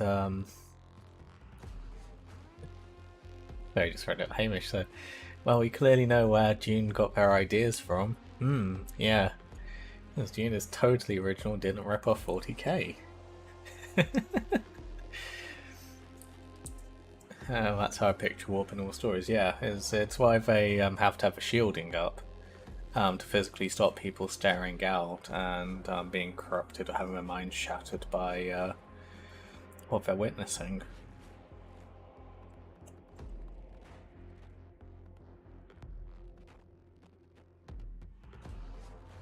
Absolutely adore Adrian Smith's artwork.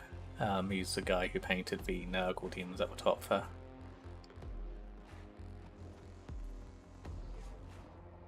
I hate how everyone loves to steal from 40k. Bastards can't give credit at all. Unbelievable. And I think we know where 40k got his ideas from.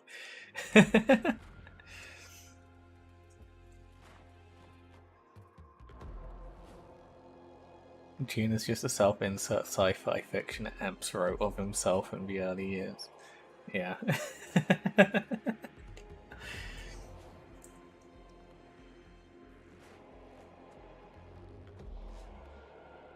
And yeah. Ah, there we go. There's an astropath. I'd love to get a model of this. So weird and yeah, such a healthy skin color. Absolutely. Well, I have to give them credit. Their skin does look incredibly smooth, especially for a Blanche drawing. So their skincare rituals must be top notch, even if they don't go outside much.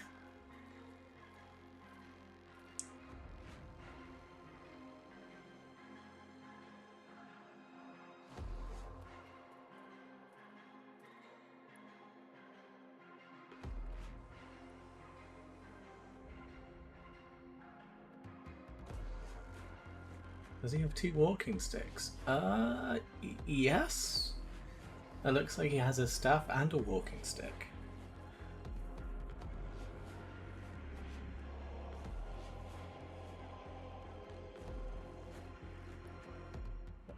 The ship.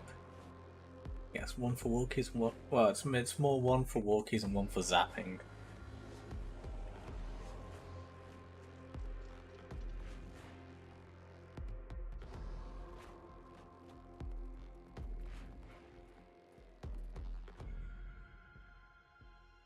Psychers.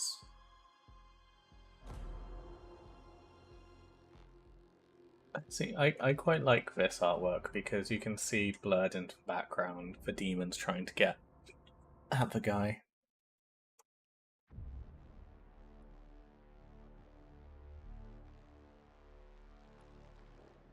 Even manifesting, lurking, trying to get at him.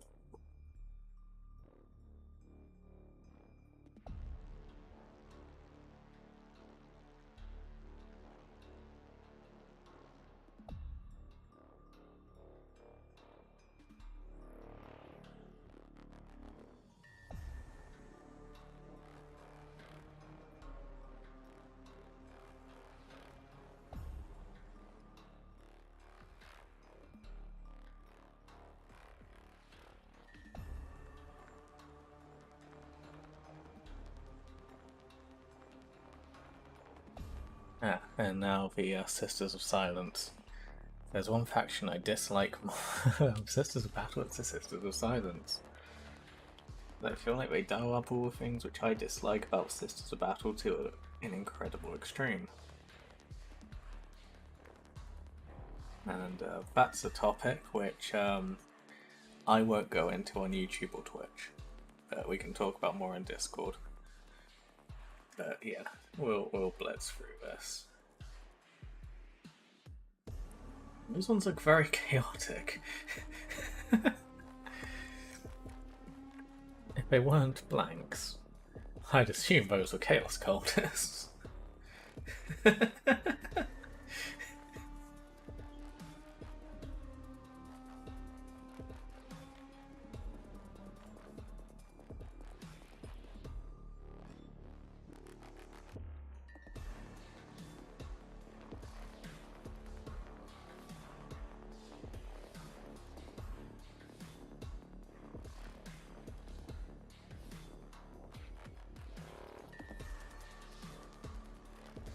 Gonna blitz through this because yeah. Oh. Ah yes, Mechanicum. The fact there aren't cyborg Cerberus models is a crime. Absolutely, we need more good boys in Warhammer. Now get on to Mechanicum.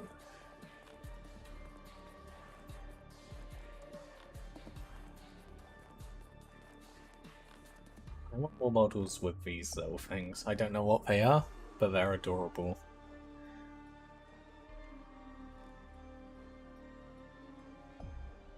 Honestly, his Sisters of Silence boots look like ones I wore at Gothic festivals 10 years ago. Yeah. Yeah, look at these good little spider thingies on cables attached to the people. Look how adorable they are. Definitely won't murder you horrifically in close combat.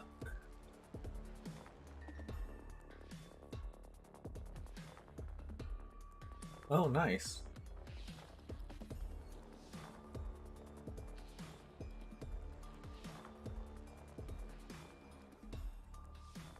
Those are just mechadendrites, right? Yeah, I suppose.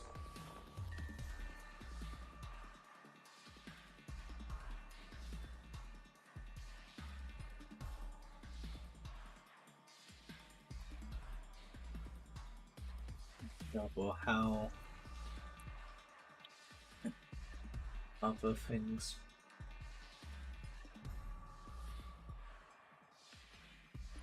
Screenshot the guy with the eye implant for me. What, this guy at the bottom here? Well, middle. Well.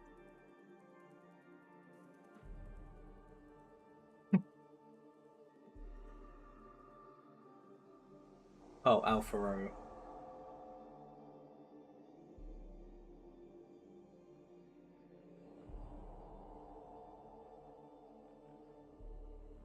Facehugger servitors, purpose built for affection. Absolutely. All I want to do is give you cuddles.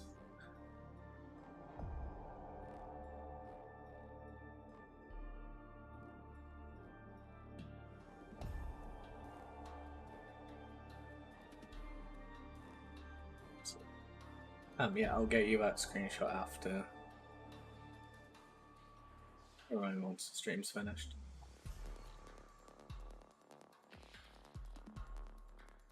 And, yeah. Sometimes a servitor just isn't good enough to man your weapon, so you have to do it yourself.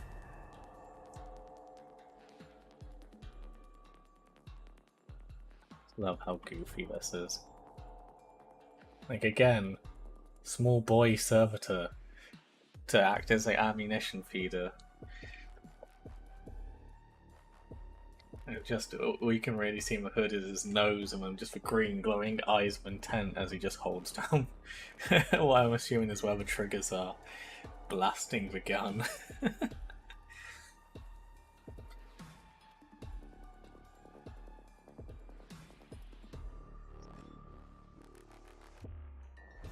Also, it seems to be a clockwork gun as well, which is really interesting. Goofy and silly.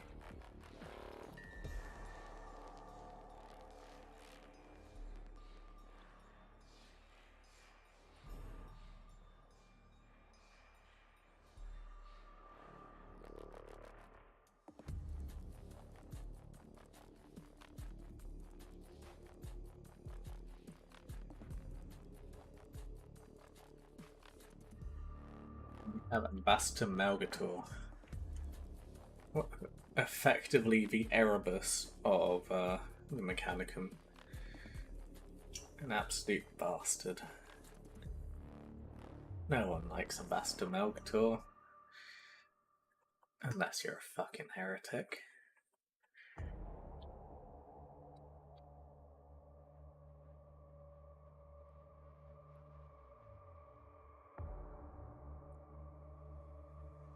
And I think these are meant to be Skitari. I don't really know, but it's occurred to me that their card scheme, the white and black quartered, actually works quite well for the Knight household we're doing.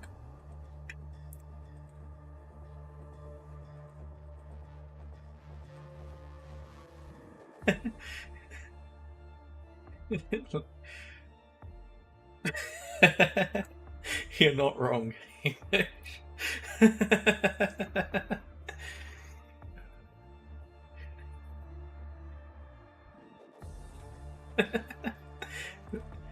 Looks like this one just heard the dirtiest bee get dropped at the club. I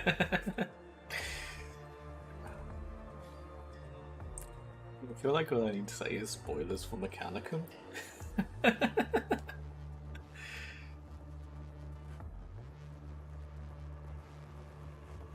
Yeah, I think I'm gonna actually steal this idea for black and white quartered for the Mechanicum units to go alongside the Imperial Knight House. So I think that'll work quite well. Also, you could just use House Orlok gangers here, just give them weapons. Because yeah, I think these are meant to be Skitari protectors.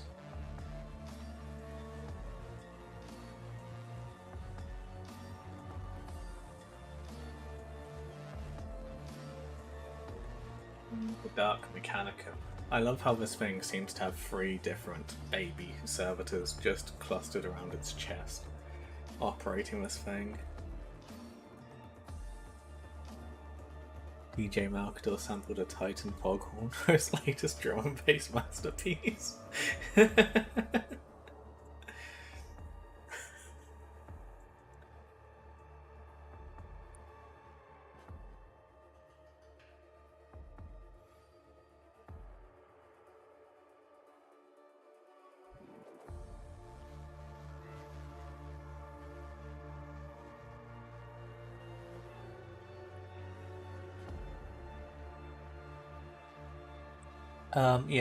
So Riley, it's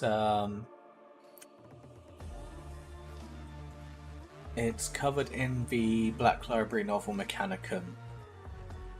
It's a very, very good book. I'd highly recommend reading it.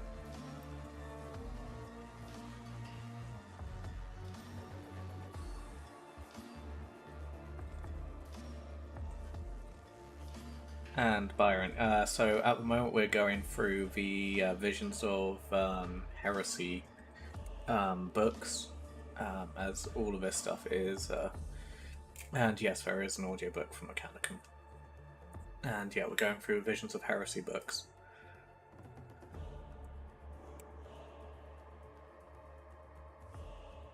So it's a chronological order of events basically being told in images and some information to go alongside it.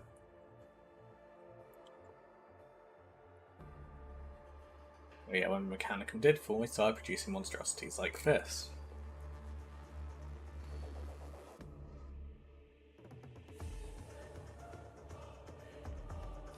Instead of just, using the more normal, less heretical looking things like these Skitari protectors. Again, why I'm so confused by the lack of Skitari in the Mechanicum army for the Horus Heresy, because let's just have a quick recap through the Mechanicum stuff here. So, augmented humans to the level of Skitari. Tech Priest, Skitari, Tech Priest, Thralls, I guess, Tech Priest and Servitor, Absolute Cunt, I mean Tech Priest, Skitari, Whatever the Dark Mechanicum made there. Skitari. A new tech priest.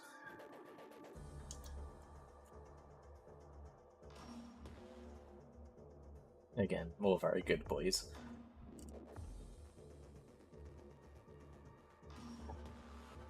Royal Zeph, one of the characters from Mechanicum book.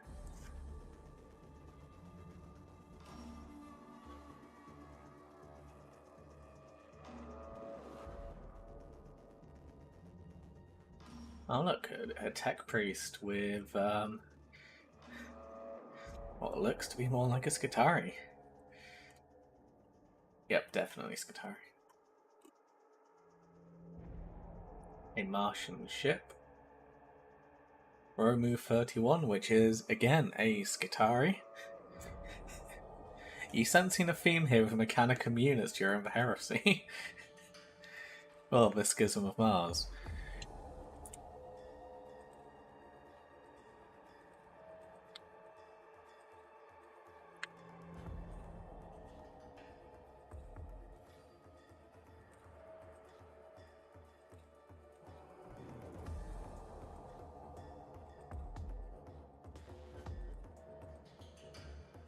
Yeah, but there are already Forge World upgrade kits for the Skitari to turn them into the Skitari for the Titans. Why do we not have Skitari Protectors, which again could be another Forge World upgrade kit for the Skitari to turn them into units for the Heresy? And now we're on to Space Marines and the artwork I used in my video.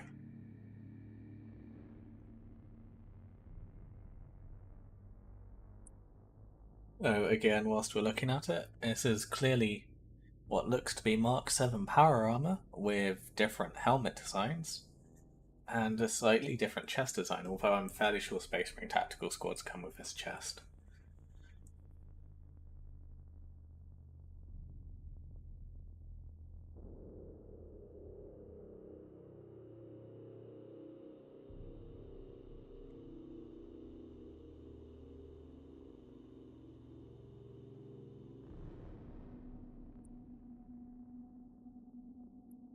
Kit from Forge World makes you hopeful there's something plastic in the works. If there is, it's going to be a long while before we see it, basically, because there is only a unit in the Mechanicum book, which I'm aware of, which doesn't have a model, and that's one of the weirder, more niche automata in the first place. And yeah, this is a Games Workshop product these days, so if it doesn't have rules, it doesn't have a model. And yeah, as we haven't seen any rules yet for any of the Dark Mechanicum stuff or Skitari stuff, it means that if we are going to get any models for it, it's not going to be for a long while. Which is a shame. Especially as they did before Games Workshop take over the. We'll go back to this image for background whilst we talk about it. I was at the Warhammer Fest the year that they decided to move the Heresy over to being a Games Workshop product. And it was around the time in which they were announcing details for Book 7, in which was going to be the Mechanicum. And it's really a shame because they were planning on making a completely new way of building Mechanicum.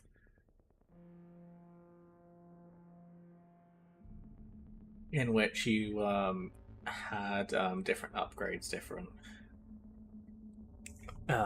rules and stuff depending on which ordo you were in, and it would have a restriction which units you could have. And on top of that, you had the different affiliations, whether you were Adeptus Mechanicus or Dark Mechanicum as well, would have an impact on how you were able to build your armies as well. With the allegiances and ordos limiting you, but also giving you special rules and benefits.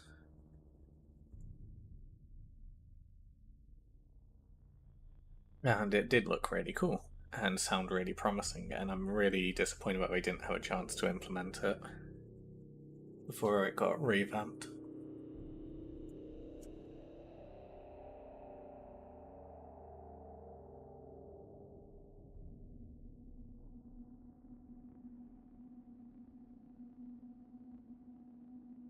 And yeah, rip Jumpak Palatine of the Ancient of Rites. Well, that's the thing. With Rylanor, we now have rules for Rylanor. He can run Rylanor as he's in the Legacies of the Age of Darkness. Not sure why you'd run Rylanor, because he's a terrible unit rules-wise. And you would genuinely be better off just asking your opponent if you're allowed to use the Venerable Ancient console upgrade outside of a all contemptor list to make Rylanor, because the rules for the Venerable Ancient console upgrades suit Rylanor so much better than the rules Rylanor does have in the Visions of the the Legacies of the Age of Darkness PDF.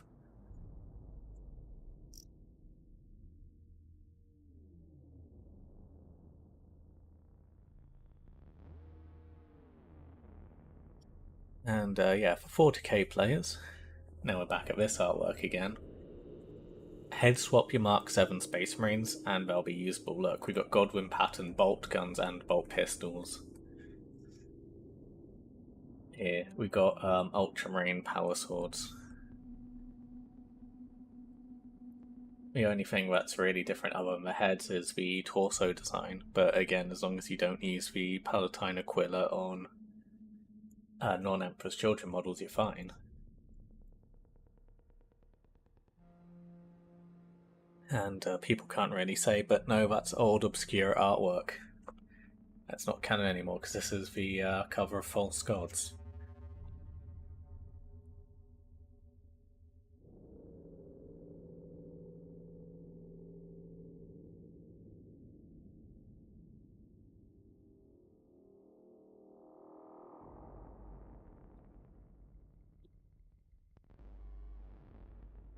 One of my favourite Marine artworks, yeah. And it even doubly so defends your ability to use Mark 7 power armor, because this is for Lunar Wolves. This is the Great Crusade. This is pre-Ulanor.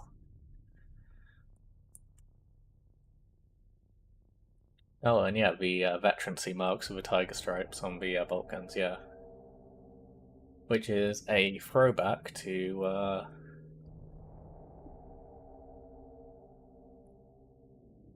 this is going to look a bit painful in the eyes.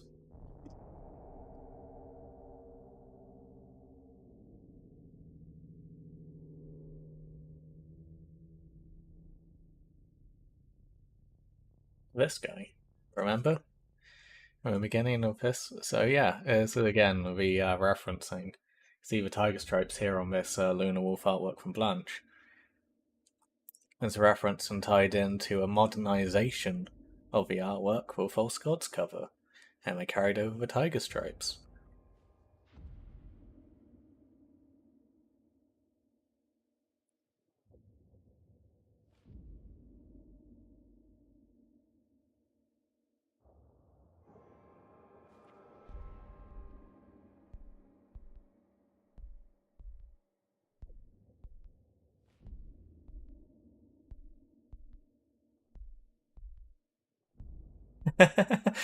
I'm sorry, I'm an Amish. Yeah, it had to be done to illustrate the point. Because yeah, you see these tiger stripes all over these Marines as a unique detail, and I don't think I've seen any Lunar Wolf players actually go to the effort of putting these stripes on Lunar Wolves. If you have done it, please put some pictures in Discord, because I'd love to see some models with it done.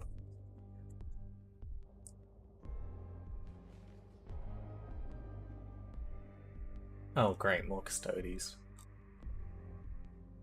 Oh, and the Emperor. Definitely not a godly being. Or possessed. Definitely not a possessed individual.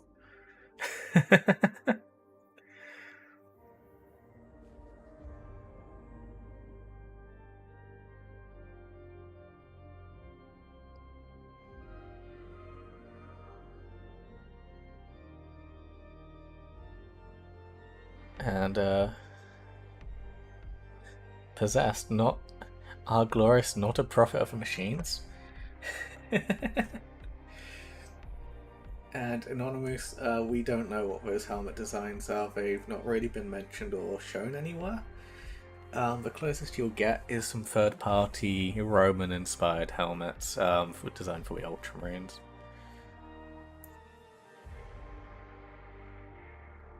When will we get Ferretta's wrench from the cover of Fulgrim? There was so much stuff that I really hope with their newfound obsession of turning artwork into models that we finally get models of. And here's Malkador. Again, we saw the Blanche artwork earlier of Malkador, in which this is inspired by. I won't do the whole zoomies, just to protect your eyes. I sympathise with the Emperor. I just want to be able to go to a pub sometimes without being worshipped like a god.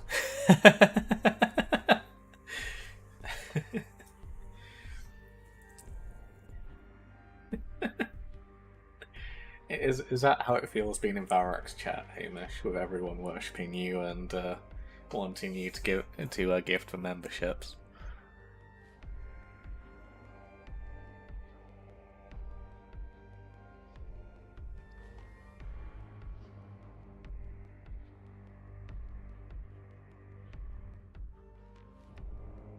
Now that would be a great piece of artwork for Games Workshop to have used as inspiration for the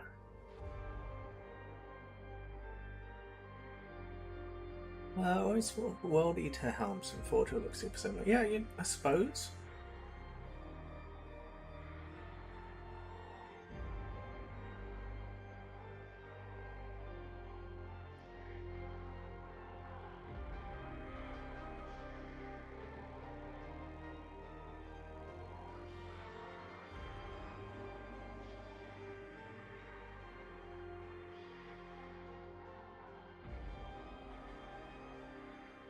But they don't have the Roman kind of like side plates. His sword has a mustache handle. Yeah, I know, it's just so ridiculous, isn't it? I think the god thing might come from the links to the old gods and what happens when humanity puts faith in a higher being instead of themselves.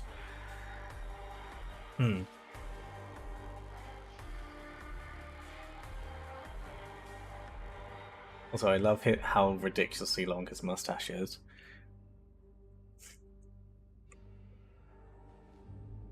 Well, let me just, if you can see my mouse, follow how far his mustache goes.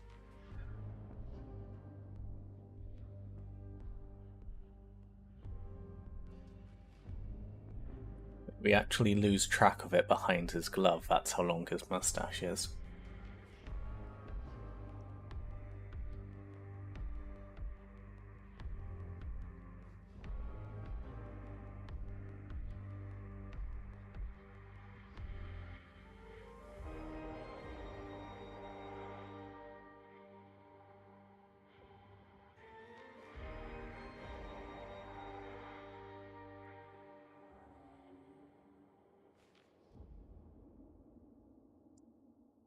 And his massively over-top fur-lined boots as well.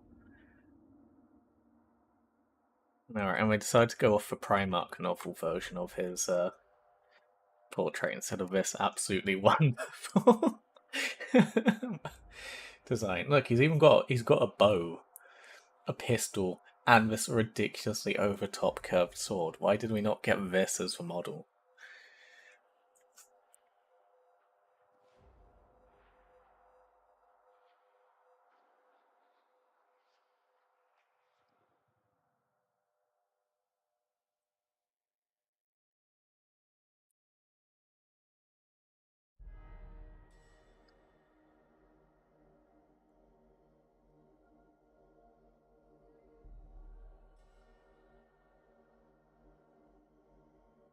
And then here we have some Emperor's Children marked with a symbol to dedicate their loyalty to Horus.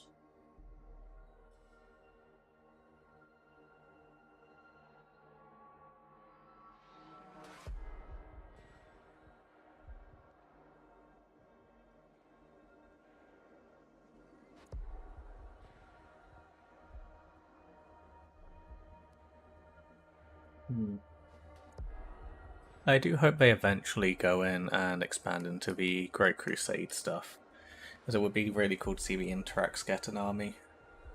I'd love to see the Sagittari range as models. So they're the half robotic horse, half humans, with the bows.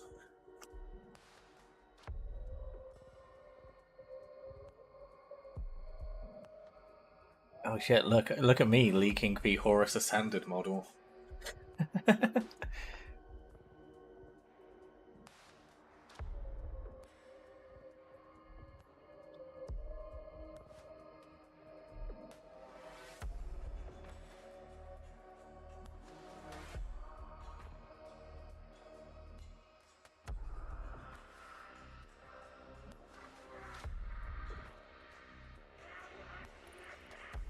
I think the answer might be obvious, but if you could choose one legion to have remained loyal, who would it have been? Now this is where I'm going to throw you guys a curveball. Because I quite like the Emperor's Children being the ones who fell and stuff, because I like all the imagery and symbology to it all. So I'm going to say the Iron Warriors. I'd have loved to see what would have happened if the Iron Warriors stayed loyal.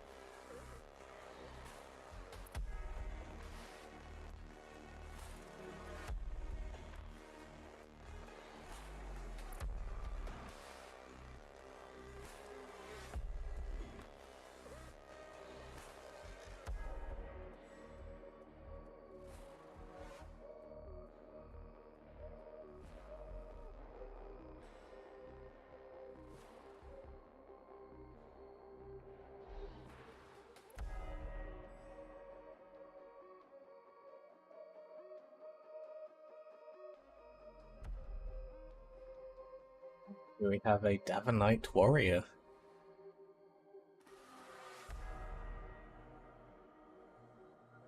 The most derivative humanoids.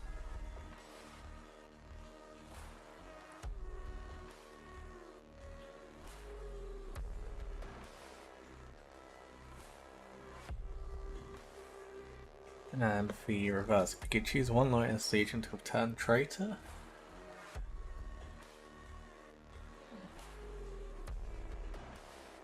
I'd probably say the Iron Hands. I feel like they really should have fallen alongside the Mechanicum. Especially with just how heretical. I don't even know how you turn that word into a plural.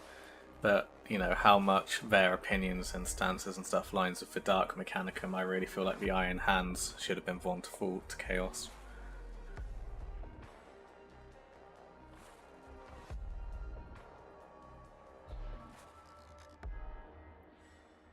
And yeah, that's the thing. Every legion had loyalists and every legion had traitors.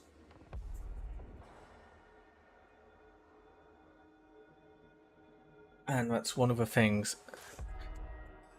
No, if you're a heretical, no. We're talking about if you're a heretic, which is, you know, a blasphemer against the machine cult.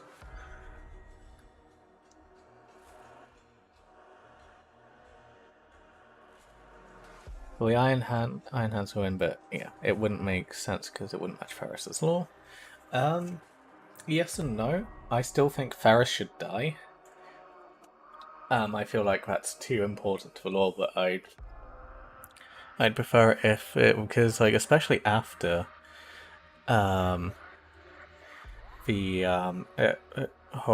Ferris's death, the the Iron Hands went off the rails real fucking quick and became very scheming evil bastards. and they were given the freedom because they weren't being censored or stopped or, I guess, kept in check by Ferris. They went very much off the deep end with the whole flesh is weak thing. And became very scheming, backstabby bastards in their attempt to pursue their own thing, because they were suddenly free, had no purpose, and didn't feel like an effective fighting force. So, certain people were very stubborn in their resistance, but a lot of the Iron Hands did basically become traitors and renegades. And a lot of them did go very, very far into being heretics and augmenting themselves and pushing themselves way beyond what a Space Marine should, and what even a tech priest should in terms of how much augmentations and modifications they did to themselves. And I feel like the majority of the Shattered Iron Hands would have turned traitor just through affiliation with the Dark Mechanicum, as their ideals would line up for most.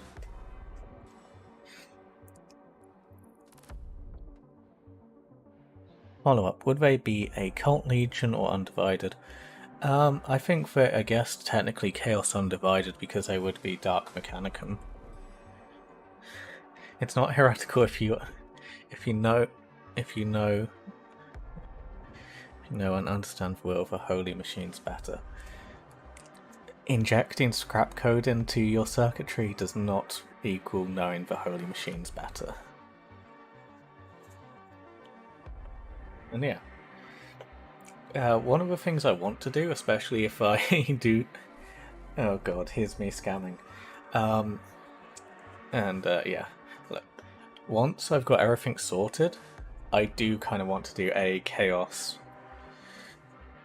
a traitor Iron Hands army for the Heresy at some point. So that probably will be a Donosian goal down the line. But that will require waiting on Demons of a Ruined Storm units to be available, and hopefully Dark Mechanicum stuff. But I do have a plan which I can't get out of my mind for a traitor Iron Hands army.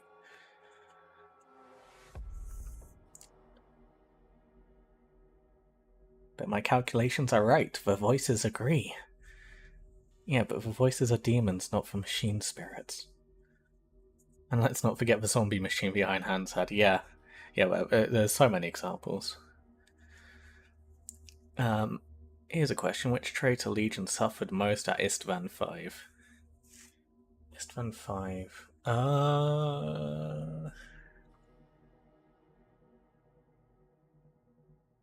Probably one of the first traitor legions, I'd imagine. Either the Emperor's Children, Sons of Horus, or Death... Probably World Eaters. I'm just going to say World Eaters. Just because... Can you really expect them to just hold the fucking line and stay in the defenses, or do you expect them to charge out and face the enemy in the open and get shot to shit by the 4 Loyalist Legions? I'm going to say World Eaters probably suffered the most at Istvan 5, followed probably by the Emperor's Children, simply because they lost their minds as well.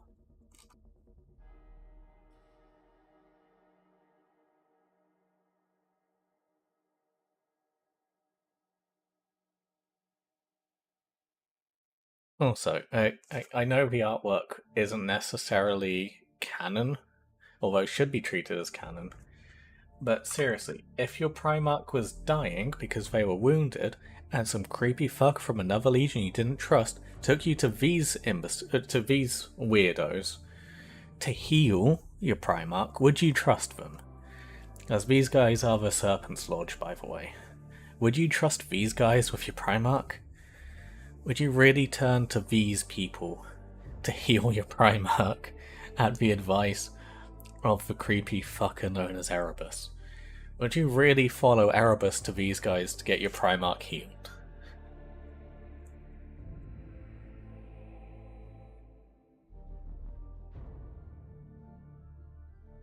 And catch you later, Byron.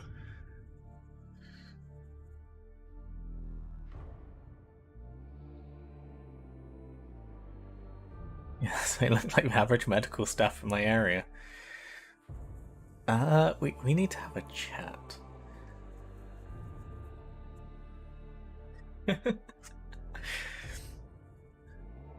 Yeah, look like stand-up chaps. Yeah, definitely. Definitely loyal, definitely don't have any ulterior motives. Hang on, why is that guy wearing the Eye of Horus already? No, it doesn't matter, guys. It's fine. The serpent looking at you with all-knowing eyes, which happen to match the eyes of the cultists.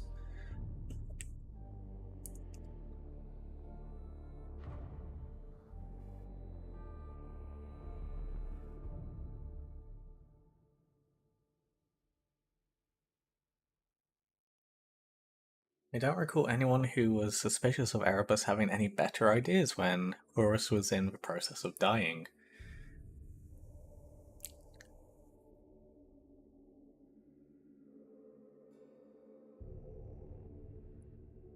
True. Well, actually, no. Togaden and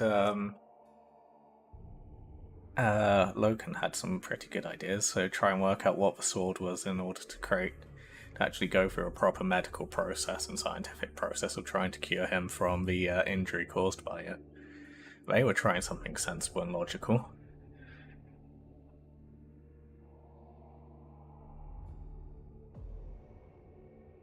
Meanwhile, the lodge, led by Erebus, decided, let's go to those creepy fuckers who formed the highly heretical and incredibly frowned upon lodges, which look incredibly suspicious and creepy. Let's go to these guys instead, and let's use magic and worship, all the things we've been told never to trust and never to use, in order to heal our Primarch.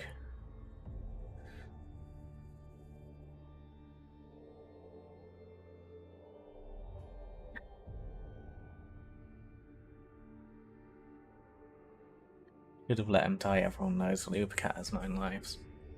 Also, that's another thing as well, right? Why didn't they put him in stasis and take him back to the Emperor? I'm fairly sure that would have been one of the things in which the Emperor would have got out of his fucking basement for, to heal the fucking War Master. That's why the logical people are dead.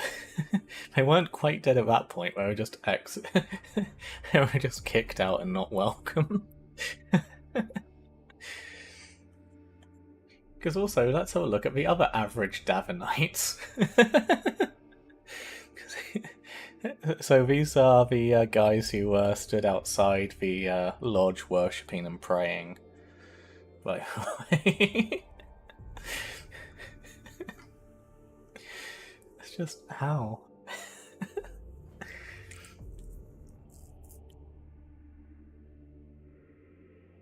Yeah.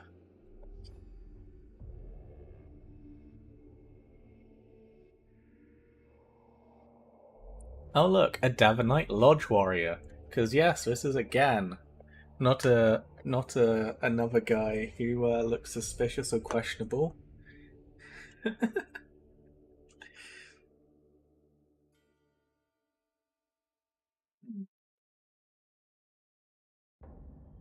It's like I get it, and like I really appreciate the biblical imagery, right? You know, the snake leading Eve to bite the apple. Like that's what they're going for there. That's the entire point of it. Like just to use that biblical imagery. But holy fuck, did they dial it up to such a point where it doesn't really work anymore?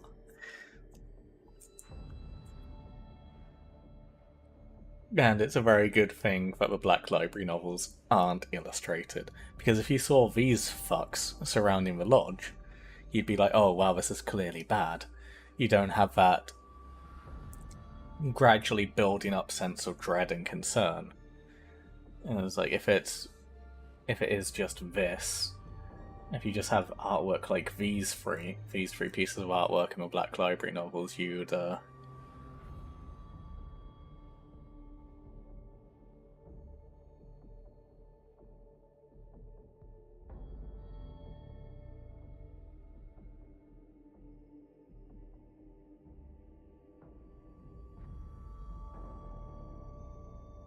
Bearer of Word was illustrated, you burn.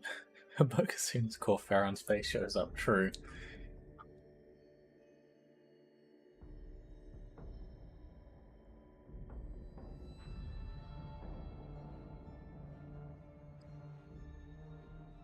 And yeah, Torgadon is the Torgaradon, yeah. Torgaradon is the Imperial Fist, Torgadon is the Lunar Wolf.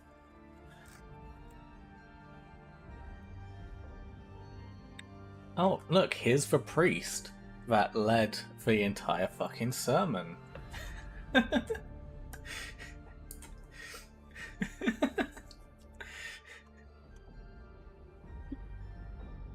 Wait, why is he covered in the eyes of Horus again?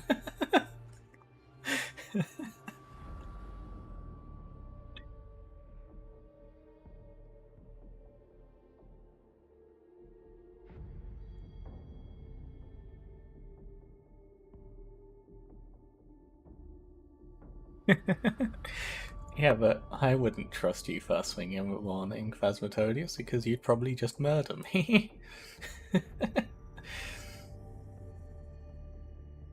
Fulgrim book made me genuinely uncomfortable at times. I loved every moment of it. Yeah, Fulgrim is a fantastic book.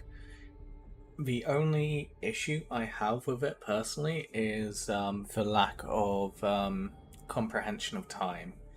The book Fulgrim happens over a period of 5 or 6 years, but just because of how it's written, you really don't get that sense. And I feel like that leads to so many of the issues people have when they don't really scale in the factor and comprehension of the time frame. And see, you're anonymous. Have a lovely day.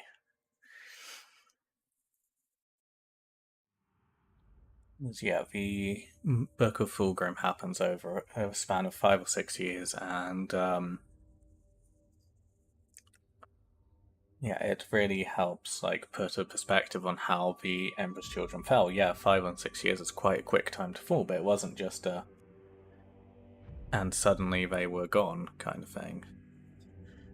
I'm not sure if the microphone picked up that click there. I don't think it did, but you get the point. It wasn't just a I pick up a sword and I fall into chaos kind of thing.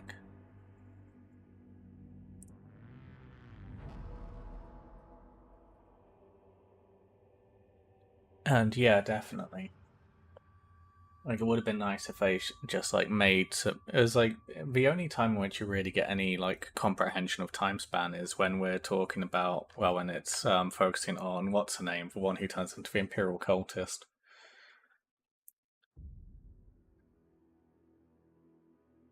No, that's the first 3 books.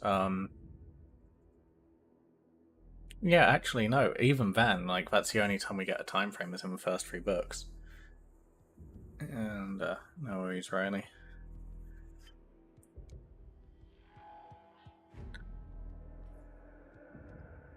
Yeah, the span between Ulanor and Istvan 3 is like a decade or so.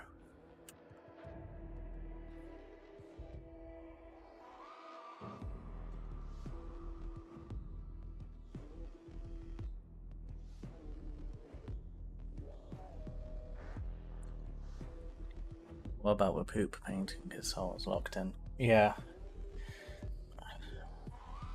Again, it's like we don't really get any depiction of how long that took to be painted or when he was manifested in it, and also a fact that the supposed exorcism of the of Fulgrim so that he could recapture his body again just kind of happens off camera, and we never get any details or any real explanation of why or how it happened. Even if it did happen, Reflection Cracked. An absolutely awful book which I try and forget about. Throws even more doubt onto it because of that bloody torture scene. And how I read it is basically, with the fall of Fulgrim, is Fulgrim's soul is still in the painting. I can't really see Fulgrim as being in control of his body. With Reflection Cracked, which messes with stuff so much, it still kind of implies that the demon is in charge of Fulgrim's body, and that the main cast of the Emperor's Children realise that they prefer serving the demon a whole lot more than Fulgrim, because the demon's ideals and pursuits line up so much more with their own personal goals and pursuits. I'd much rather work with a demon than Fulgrim. And it makes the whole interaction in the Crystal Maze towards the end of it, and also the interaction with the Titan. Because in that book, Fulgrim one-shots a Titan with flesh-changing psychic powers. I'm sorry, but Fulgrim was never a Psyker? Never was. He hadn't even apothesized or, been empowered by the gods of chaos at this point. Only a demon would have kind of had that power to do with flesh-changing to take out a Titan. So, yeah, I personally believe that the soul of Fulgrim's still in the painting. And the Crystal Maze scene at the end where the soul of Fulgrim is talking to Fulgrim through his reflections, hence the reflection cracked, kind of sounds more like Fulgrim is very angry and patiently waiting to get back in control of his body so he can get revenge on the demon for what the demon's done with destroying Ferrus, ruining his legion, and the continued defiling and destruction of the Imperium. That's how a reflection cracked reads to me and makes a lot more sense. Even if that doesn't necessarily line up with the whole trying to apothesize and turn into a greater demon in Angel Exterminatus, it still makes more sense overall for Fulgrim's character.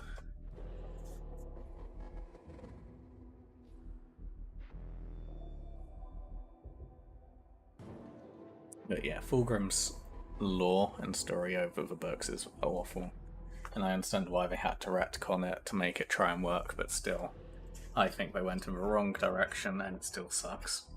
Even though he is one of my favourite characters and the Emperor's Children are my favourite legion.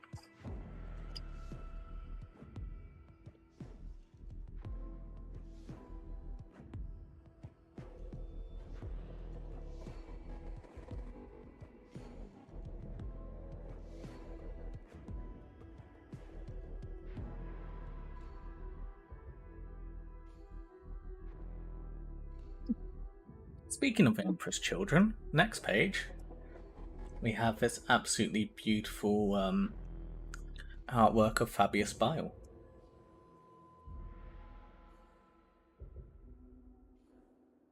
And just to confirm that, it says that, yeah. Bottom. But yeah, I love this artwork of Fabius.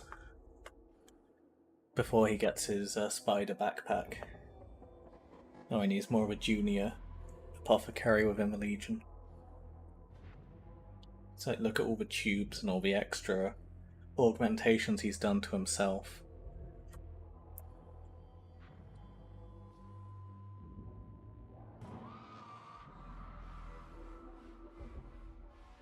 Question: why does Varric get so excited about Dawn killing Alfarius?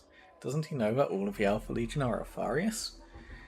Yes, because it's the first time the Imperial Fists are actually demonstrating their ability to do anything remotely successfully, even if it is killing someone pretending to be Alfarius.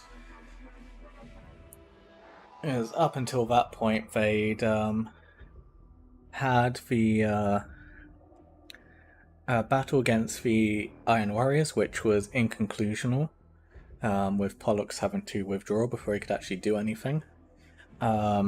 Their failed attempt to try and save the Mechanicum on Mars, with Sigismund showing up, piercing himself and running away.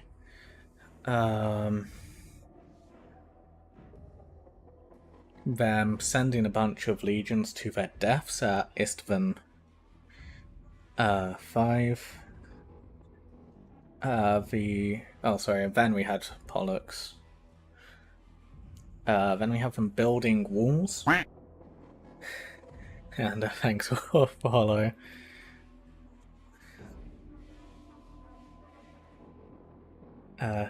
Ghosty, welcome on board. Yeah, then we have them doing construction work and not being warriors. And you have a battle with Pluto where they finally achieve something. The Imperial Fist kill someone supposedly who's Alfarius. Congratulations, Imperial Fist. You finally achieved something which warriors should be able to do, which is kill someone. Congratulations, Imperial Fist. First time. Then you have a Siege of Terra in which they basically lose. It's only with the attackers giving up and leaving because of their own forces that the Siege of Terra was lost, not because of the defense of the Imperial Fists. And in the Iron Cage incident, in which almost all the Imperial Fists are wiped out, then Dawn is brutally murdered by hundreds of Space Marines and cultists swarming his body and tearing him limb for limb. Then you have the War of the Beast, in which the Imperial Fists are wiped out. There you go, a timeline of the Imperial Fist Legion, in which they achieve nothing except die.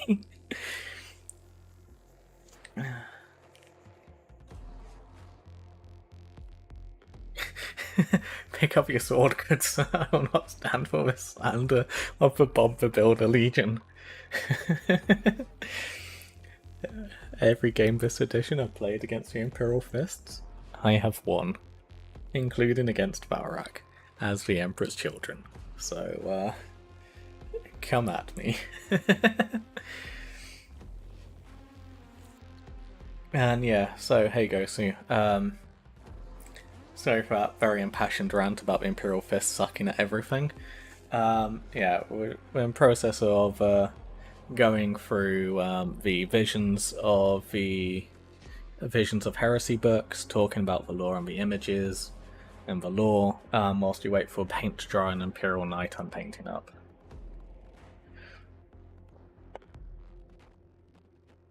And I am currently streaming to YouTube and Twitch, so you will hear me talking and interacting with people, which you won't see in chat, but you should see on screen.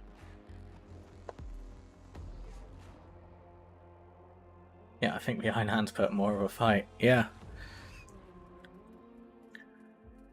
I think it's one of the only Hey, gotcha. I'm book 25 of Horus Heresy right now. I might mute if I hear spoilers. Yeah, I'm not going over details which are necessarily depicted in the books. And most of this won't be. This is all brief overview stuff. And it is in the order of the Heresy. We're not even at Ist. Oh wow, I forgot about this lovely artwork of Fulgrim. We're not even at Istvan 3 yet, so it's going to take a while before you get anywhere near spoiler territory here.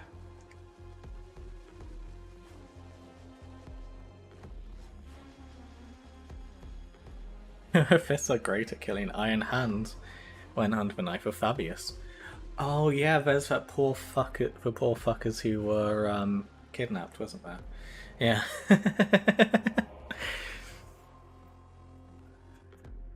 Oh yeah, the Imperial Fist fortification, which fell real quickly to the Emperor's children and the Iron Warriors. Yeah, look at this absolutely wonderful artwork of Fulgrim. Yeah, one which actually had the honor of becoming Honsu.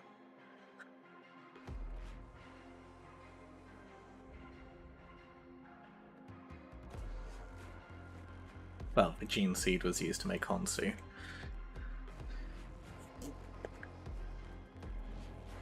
Yeah, do you reckon that winged pauldron is large enough? Yeah, can you clearly tell that this is meant to be Fulgrim?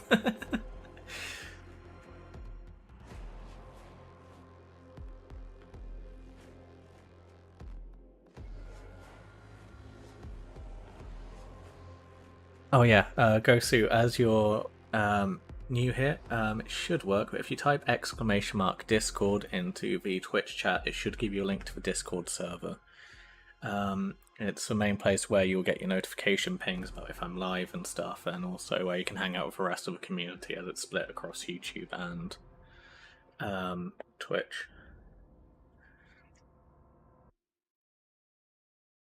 Oh yeah, the fortress which could regenerate and defend itself, which fell to the Iron Warriors. Yeah, great defenders, hey.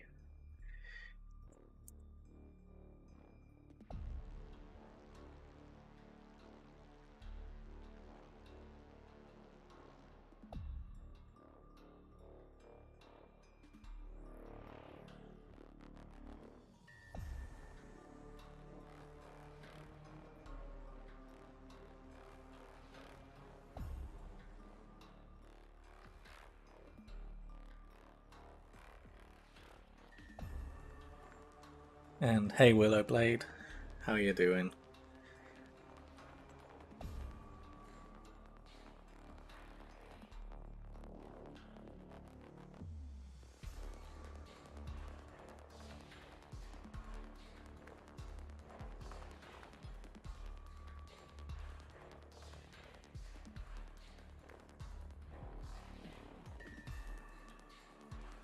Yeah, I wish the Primarch models came with helmet options. Yeah, I've got a feeling with the rumours that they're going to be redoing certain Primarch models, that we will get the weapon options and the helmet options, like the Lion did, as it makes the most sense.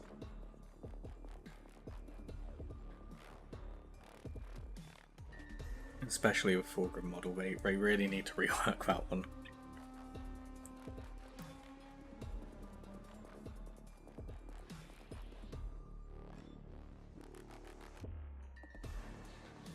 Now that would make for an excellent Horus Ascended model. I know he's not the Ascended Horus model, but, well...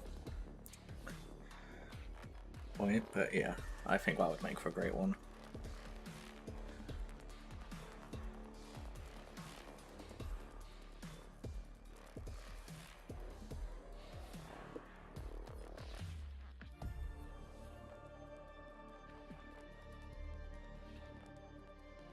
Also, if you look in the background, the Sons of Horus are basically already fully Black Legion at this point with spiked symbols and the 8-pointed star everywhere, so if you do want to use your Chaos Space Marines in the Horus Heresy, you can easily do it.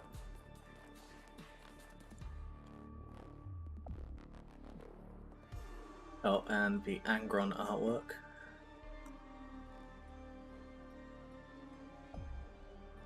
Unfortunately split across the 2 pages.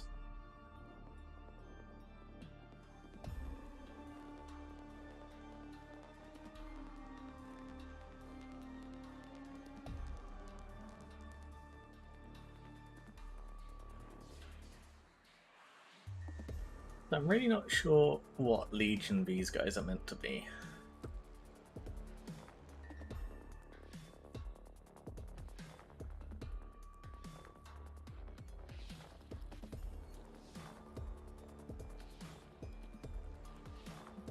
Because the Roman numerals don't add up to any Legion. I think they're Lunar Wolves, but when did the Lunar Wolves wear grey?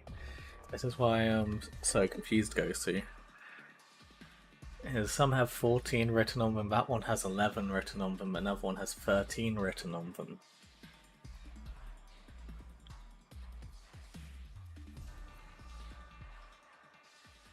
As it is from book 3, isn't it? The cover.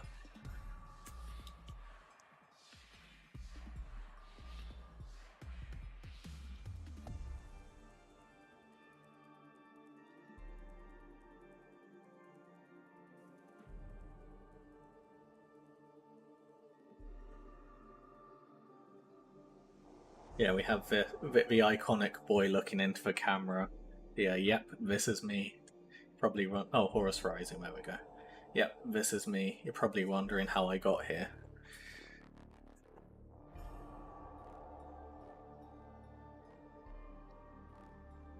Fulgrim with a non-screaming face, helmet option, Fireblade, and Ferris's hammer would be great along with an up-armoured option as mentioned in Fulgrim. He picked up his armor Istvan 5. Yeah, James, exactly. Although I think we could omit the hammer and just stick with Fireblade and the Blade of Valir as those are the only 2 options he has rules for at the moment. And this is for the Horus Heresy, not the Great Crusade. So he wouldn't really have ever... Oh no, I suppose. He took the hammer, didn't he? Yeah, that's...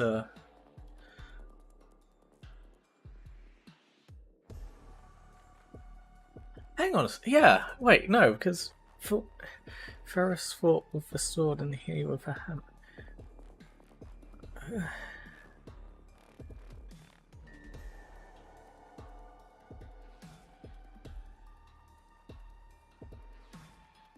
Yeah, well, no, we need we need rules and Oh, well, that's really broken my mind for a second. Yeah, no, we need a set of rules for Fulgrim for Hammer as well. Worst than 5. Also, look, there's a Beaky Marine in here. But for those 5 people who still insist that Mark 6 wasn't used until the last stages for Heresy. Look, there's a Beaky. Also, that guy looks like he's probably wearing some kind of Mark 8 power armor with that gorget, so...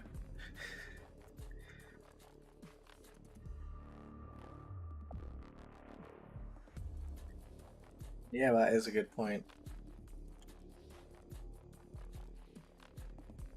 And this beautiful model, well, artwork of Forex as well. I'd love to see that turned into a model with some rules for the Iron Warriors. This Forex is just such a cool character.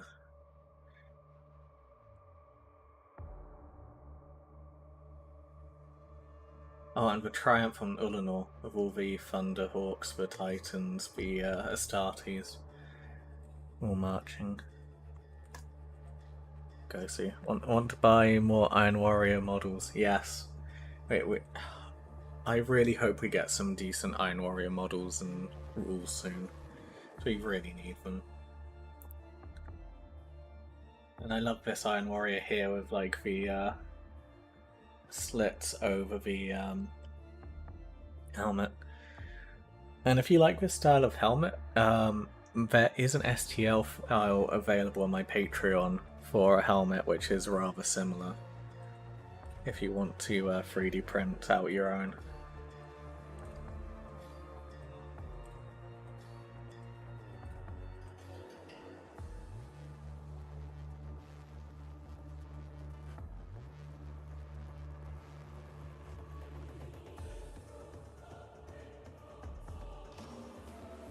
And here we have a Reaver Titan.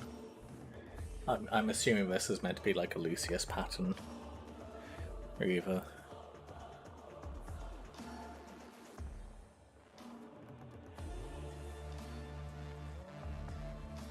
Absolutely ridiculous in size. And the Death Shroud Terminators. They look like we're wearing normal Indomitus Terminator armor as a base here. Which is interesting.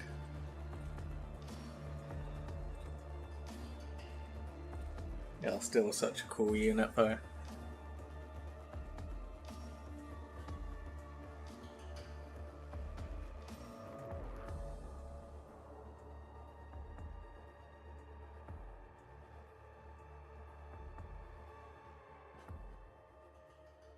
Yeah, now we have some characters from a Heresy. Color Hal, which is a model I referenced in my video, well, a artwork I referenced in my video, because he's wearing what we would probably describe as Mark 8 power armor there, isn't he? A nice thick trim on the shoulder pads, the collar, the Aquila. That's quite distinctly Mark 8, if you ask me. And Odvakar on the right is wearing, looks quite clearly Mark 7 power armor as well. So yeah, if there's many examples of people wearing what looks like Mark 7 power armor in Heresy, so it's kind of like I guess the joke I was going for in the video, which so many people seem to have been tripped up by or not really noticed, but I use as many images of Mark 7 power armored Heresy guys in my video as I could. There we go, Sergar Targost in the middle there. In some really cool armor. I'd love to see a model like this for him.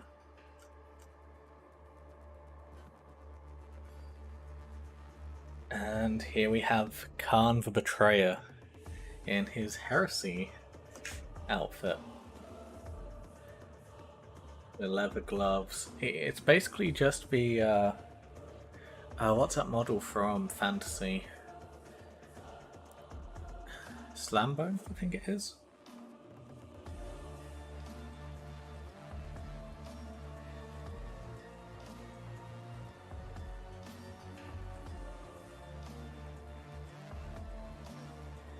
Yeah, it is just Slambo. You have to accept that custom armors would have been made on request, and features of those will later be incorporated in the actual marks. Yeah, absolutely. And another thing which so many people seem to gloss over is almost all of the Mechanicum, all of their worlds, and all of their resources were wiped out during the Heresy. And whatever they could find, the Adeptus Mechanicus could find and salvage, was consolidated. Which is why the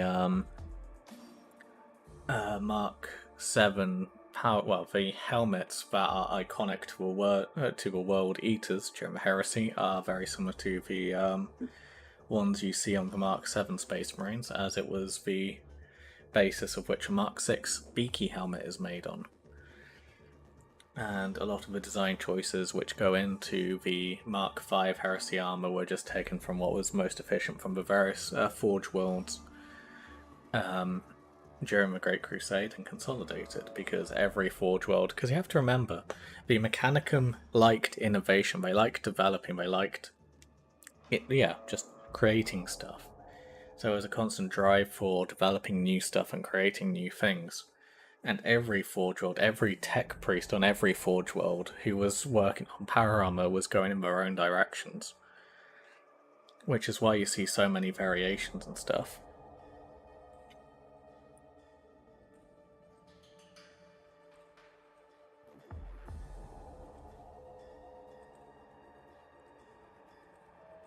This is again why in my video, whilst saying you can't use Aquila chest pieces on your Mark 7 power armor, did demonstrate that there are instances of it happening and stuff to kind of highlight that, yeah, the artwork says it's a thing and that it can be a thing. If you really want to make it happen, you can. There is references you can use to justify your position if you want to. Orc glyphs all over the place, that's not a Space Marine. So, some wikis use the same image for Vespasian and Marius Verosian, and I was convinced Vespasian was the first captain for a bit instead of Marius.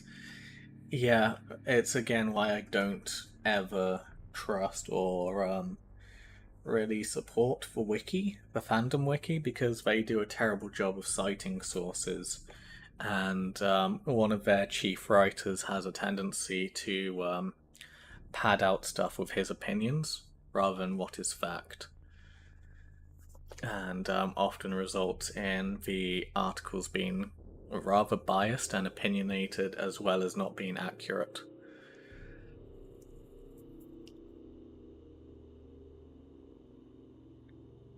And I love this artwork of Dark Mechanicum, Tech Priest.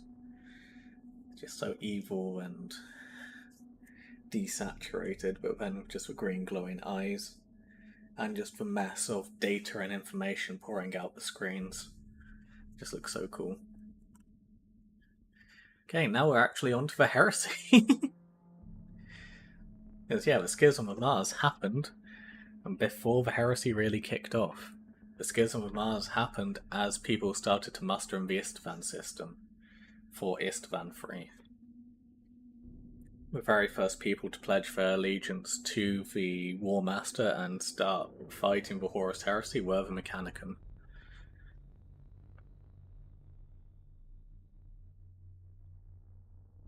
And again, look, here's some Death Guard wearing Mark 6, Mark 7 styled stuff. And this is on Istvan 3.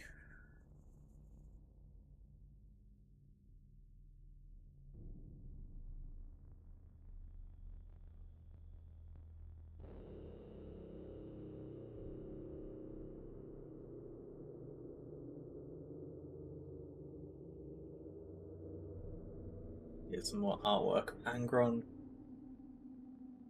I can't tell if he's incredibly angry here or incredibly relaxed. I'll let you guys decide.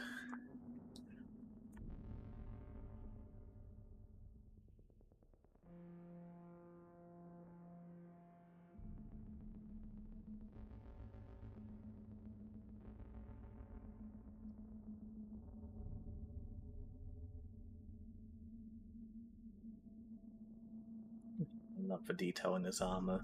The way it's like kind of like scales and feathers and how ornate it is, but then also like how detailed the metal is here. Like it looks like it's just covered in like nicks and scratches and stuff. Baked. Yeah. About to sneeze, hungry. Or he's all three. He's incredibly hungry because he's got the munchies and he's about to sneeze. Also, it's just occurred to me the skull on his armor looks a lot like Necron's skull.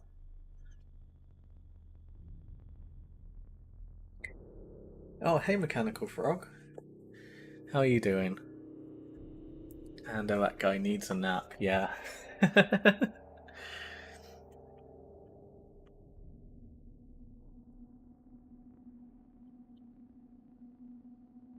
Likewise, good boys doing their job. They're las cannons, which simultaneously look like they can't be shoulder mounted but can't be operated any other way. And the destroyed Sons of Forest vehicle in the background. I love the fact the guy's just looking into the camera like he's posing for a photograph as well.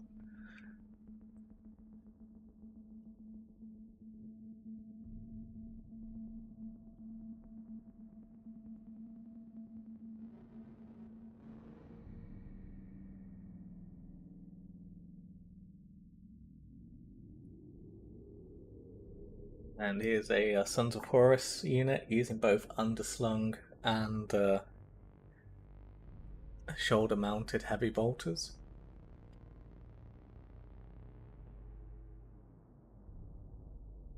Because, you know what I say, fuck logistics, right?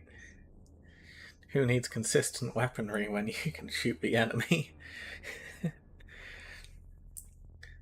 I bet you I both use different calibers as well, just to really fuck with the logistics here. Because one needs magazines, one needs a belt. The parts to go into both are probably completely different as well, because they're entirely different marks from different Forge Worlds.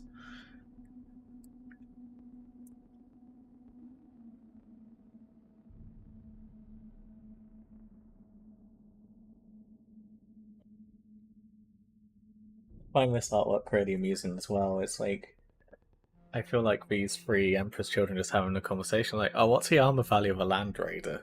Can we penetrate it with a plasma gun? And a plasma gun's a strength 7, right?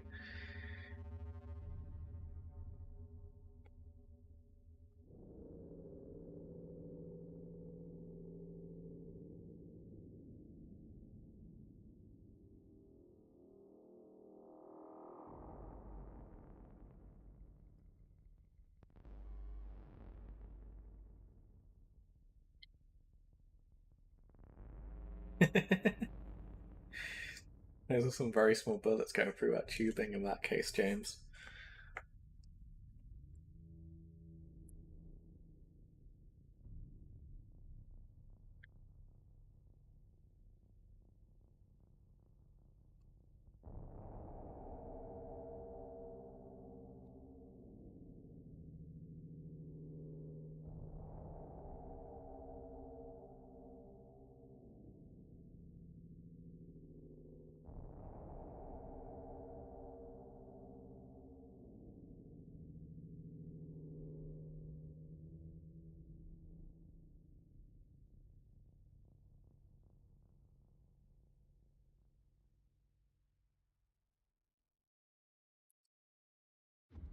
It's okay, they're world eaters, they won't shoot us.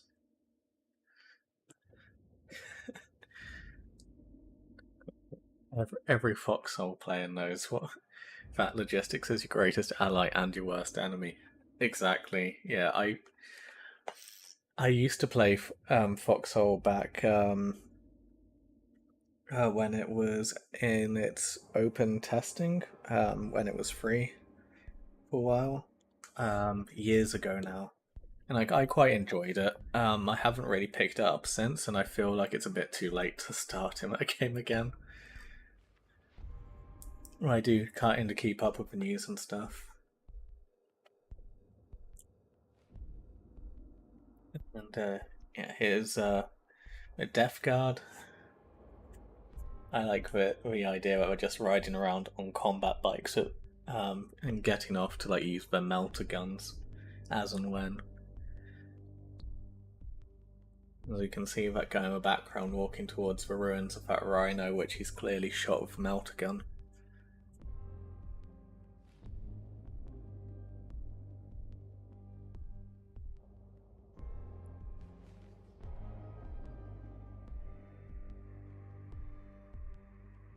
Another plasma weapon special team.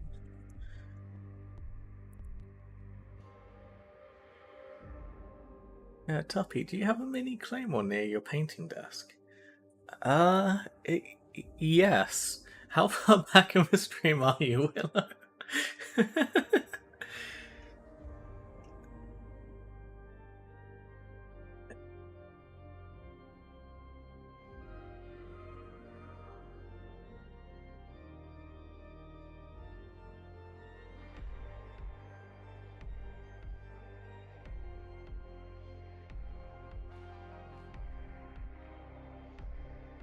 I'm going to assume that Willow's somewhere far back. Logistics ran me over when I was on the sidewalk and yelled at me to stay up the road. That sounds about right.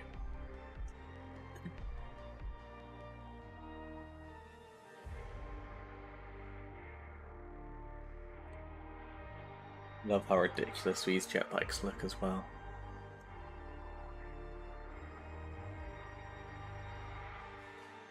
There's one of the things which, like, going through this book really inspires me to do is to try and make every single squad as unique as possible, because no one piece of artwork of any of the legions seems really consistent.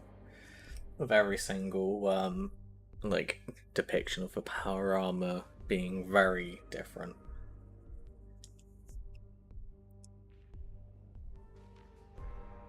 It's like with the Age of Darkness box, yes, I put almost all of them in snouty helmets.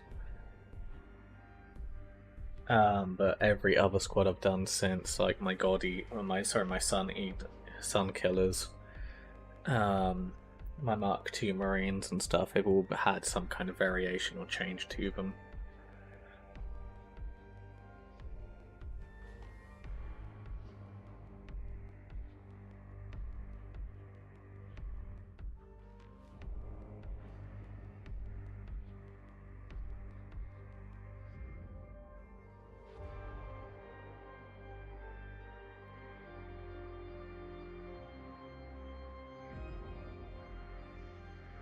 I love the implications of this artwork as well, the Death Guard.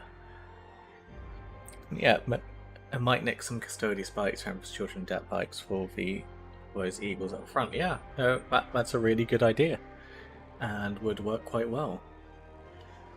I am at the moment trying to track down a decent file for Samael's jet bike, so I can 3D print and customize some jet bike units using that pattern of jet bike, because that was one that was quite common. Weird, how did that happen? Yeah, Willow, that was quite a long time ago. I was at my desk going over the Claymore. Well, showed accidentally. Well, it didn't accidentally, but showed off that Claymore. I will go back to a hobby desk briefly just to go over that.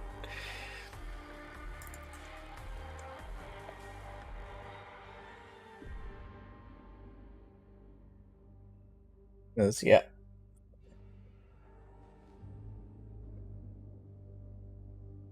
I have a model of a Claymore Roomba. And I adore it. It's so cute. And very funny.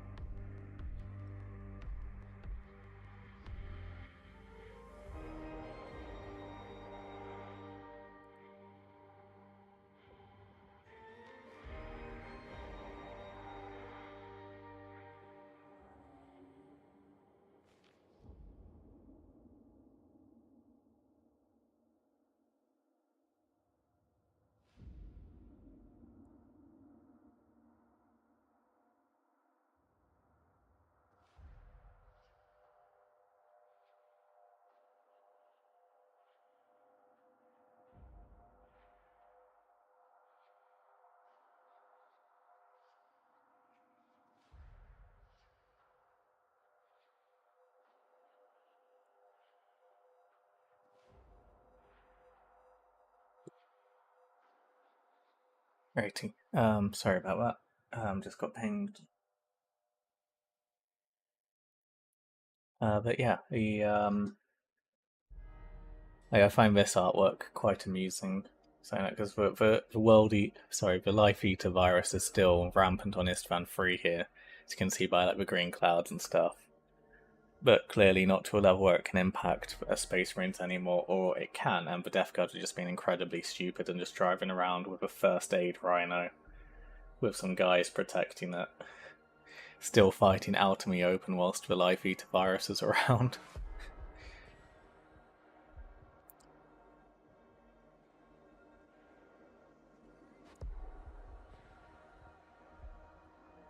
Oh, this is the Death Guard.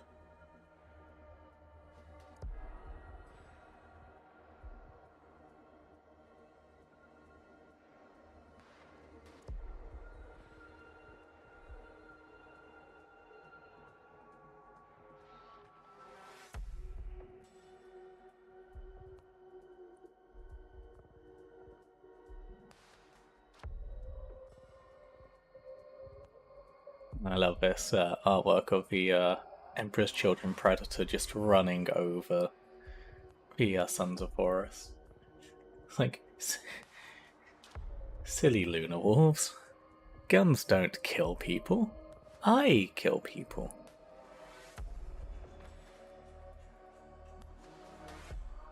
And Hamish, the implication is these are the loyalists, not the smellies.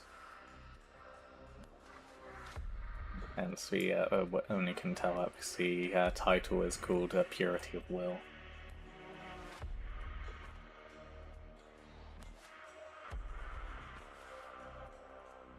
I reckon that's how Mortarion and his legion decided who was a loyalist and who was traitor based off who was actually cleaning and looking after their armor.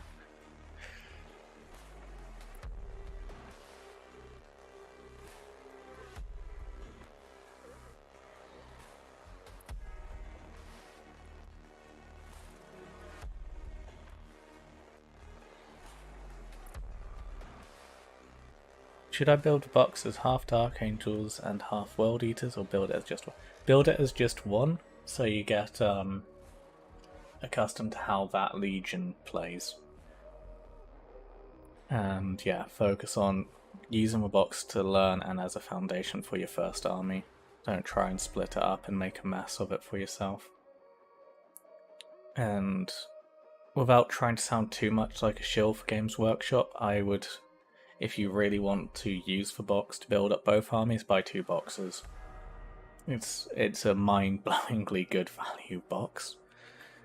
And I'm really impressed with Games Workshop and how they've managed to make a very good value for your money box, which is actually a very good foundation for starting an army.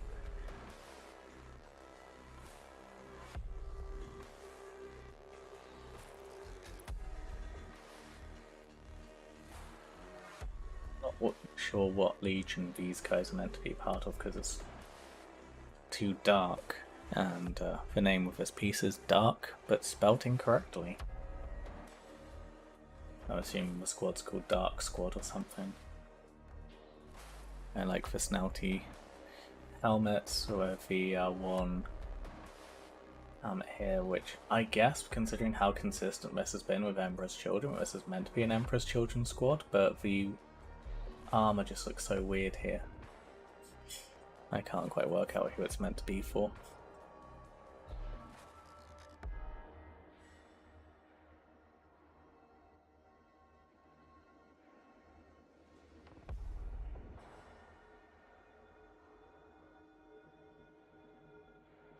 And Josu, this is still Istvan 3. So it probably shouldn't be Raven Guard. Could be World Eaters, I guess. Yeah, it's a bit of a weird one because I can't quite tell if their armor's all black, and it's just the lighting being weird.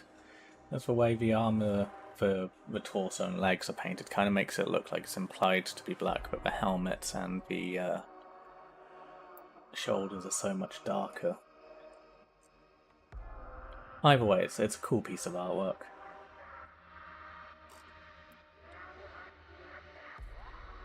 And here we have some Mark 6 World Eaters with Mark 7 helmets, Mark 7 shoulders deploying from a drop pod. So it's something you could actually make from a Space Marine Tactical Squad.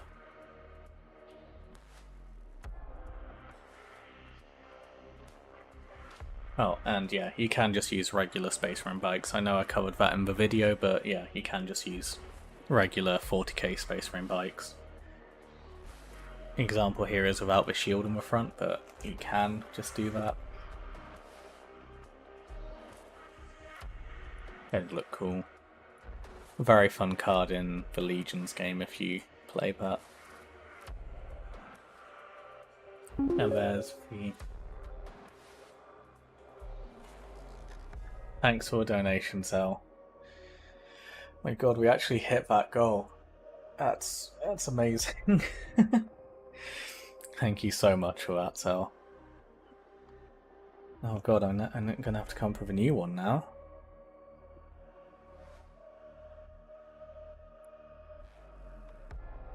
Yeah, that really means a lot.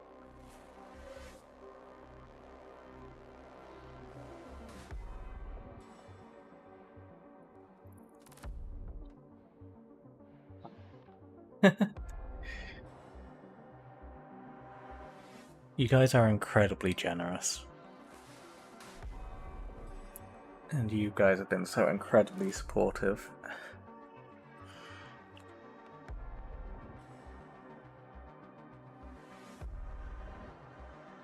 And yeah, it is incredible. A piece of artwork for Angron. I'm not sure if it was with the model as a reference or was for reference for model. But either way, both the model and this artwork are absolutely incredible. I love the Reaver Titan lurking in the background, the Stormhawks, Stormbirds in the background, and a Legion charging after him. It's just fantastic. Sorry, I'm just a little bit emotional about the fact we actually reached that donation goal. It's amazing. I love you guys.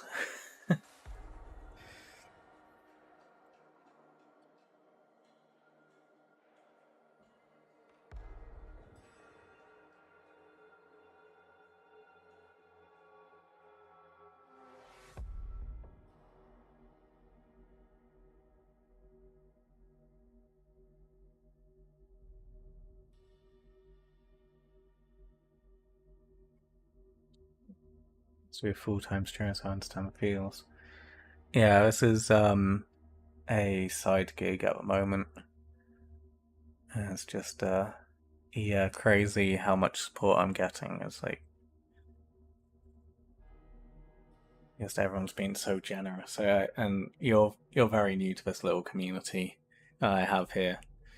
So I guess I should do a little bit of an introduction for you, Josu. But yeah, in the past I've helped 40k Theories do some stuff, and I run his public Discord server.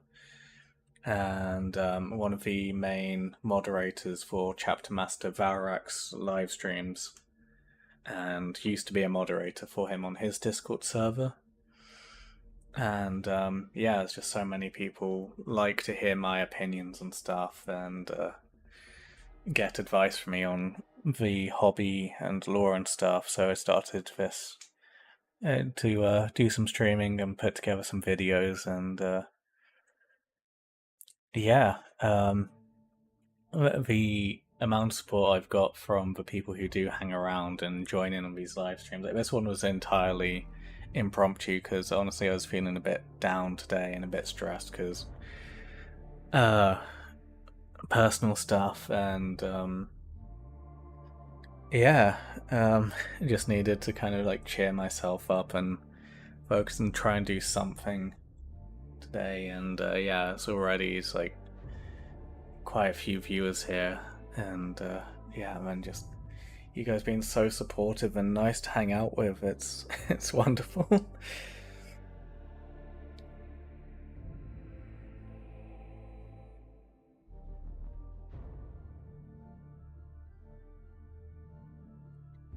had an impromptu seminar about the animals I keep because some local people want to see how big spiders can get. I'm glad you feel better, Tubbs. Yeah, thanks, Phasma. And yeah, I'm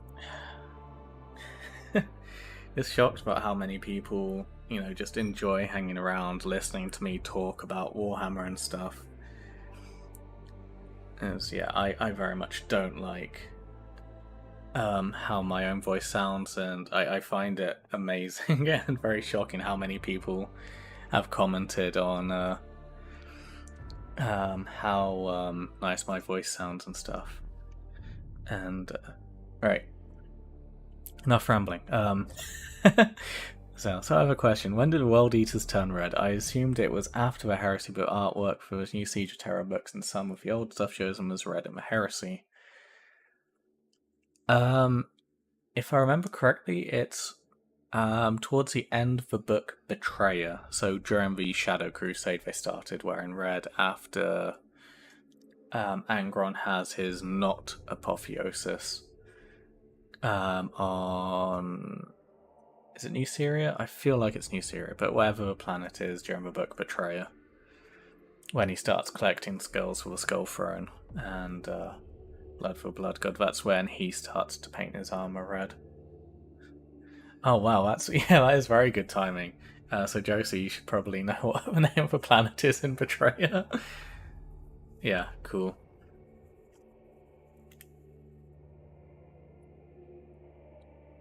Yeah, and I suppose Hamish's cat's correct there as well. World Eaters are red after every battle. Blood will do that to a white armor. Yeah. That is also very true. They don't like to clean away the blood either. Which also means until the the ascension of the Death Guard towards the end of the Heresy, the World Eaters are probably the smelliest legion, really. If you think about it, with all the gore and blood and parts of whatever living thing they slaughtered still on their armor. They must be the smelliest legion, thinking about it.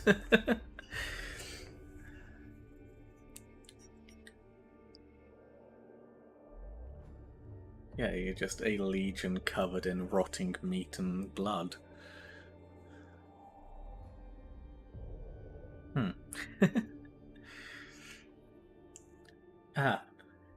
Right. Back to a book. This is Julius Caesaron.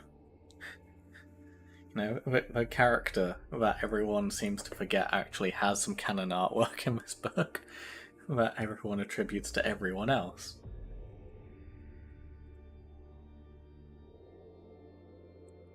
Yeah, the thing is, Slade things don't smell like blood. They smell like ruptured colons, decay, and stomach acid, which is you. Yeah, exactly. Now imagine that and blood splattered all over a space marine who doesn't clean their armor.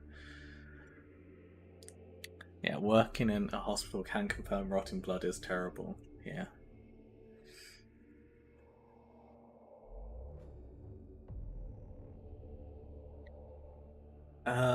There are some 3D print files out there if you have access to a printer or someone, or no, no, Caseron is one of the people who stays. I think he becomes Demon Prince in the end. I don't know if that happens in any of the books. He's the. Oh wow, yeah. No, we all have. It seems like almost all of us know exactly what it smells like because my dad used to work as a groundskeeper for a large area of farms, and I'd used to go hunting with him and help do pest control and slaughtering and butchering of the animals and stuff as well and stuff. Yeah, so I think we all know how horrible dead things smell or can smell. Oh yeah, World Eater's smelliest.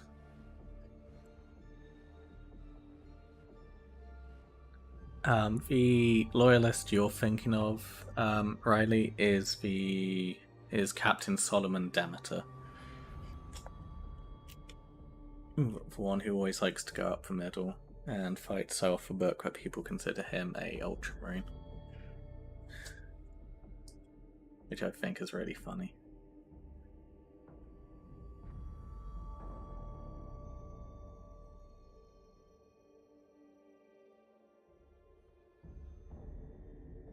Here we see a traitor contempted dreadnought of the Sons of Horus.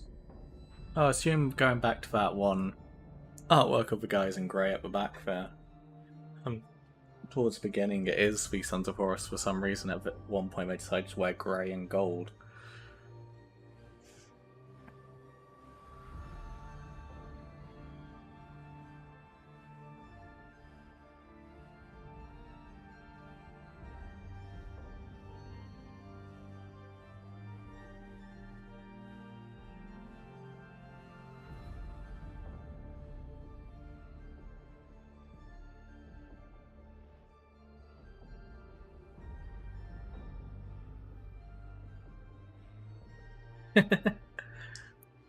Yeah, Riley, you're very lucky. It's not a smell you want to be familiar with or recognize. And at my current place of work, my old office used to be directly above the experimental archaeology rooms and outdoor area, and one of the parts of the courses for first years of archaeology students is to do authentic leather tanning, and it would smell awful, so bad. And they'd always do it during the summer because it was, a time in which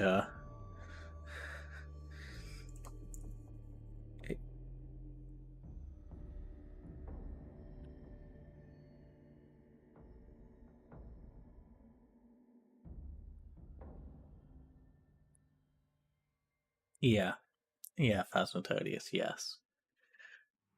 And yeah, in the summer, because it was the only time I could guarantee that it wouldn't be raining and ruin the process of doing it, below the window, which we had to keep open because of how hot it would get, and all they do inside, because they'd obviously, when it rains or when we're not working on it, they'd keep it all inside to make sure it doesn't get all ruined and stuff.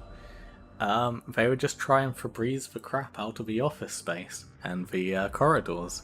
So you just get the overwhelmingly disgusting smell of the tanning and an equal amount of Febreze or whatever air freshener they were trying to use to mask it. It was absolutely horrific, and I'd have to go through that smell every single morning. I am very glad I now have an office on the opposite side of the campus.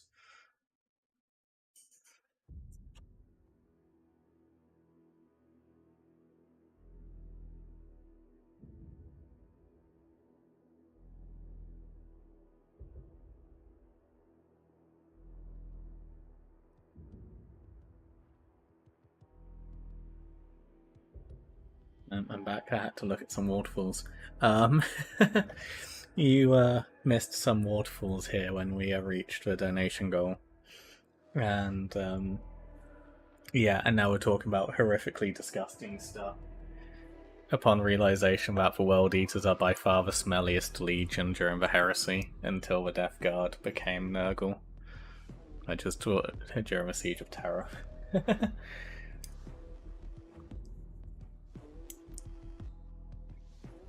Yeah, let's try and keep somewhat terms of service friendly. I'm already treading a dangerous line sharing the artwork from Games Workshop without being quote-unquote transformative enough.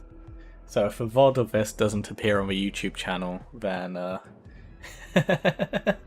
we'll yeah, you'll know why.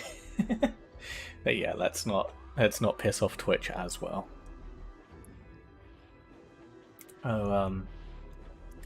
Yeah, next piece of artwork here is the Emperor's Children vs. Sons of Horus on Istvan 3.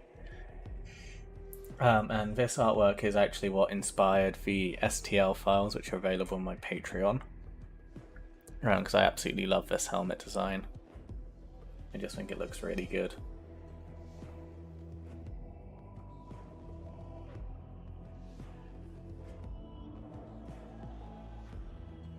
Yeah, the Night Lords, yeah, but they also tend to like clean their armor. So yes, it's for dead skin and stuff. Yeah, quickly clip the history of Imperial Fists. Yeah, go do that and send it to Varric. Let's see what happens.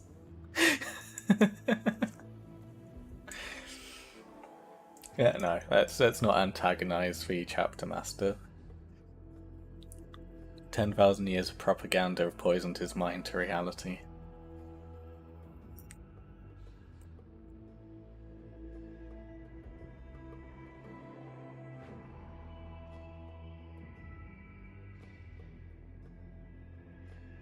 And so I'd love to see a model of this tank done up for the heresy at some point.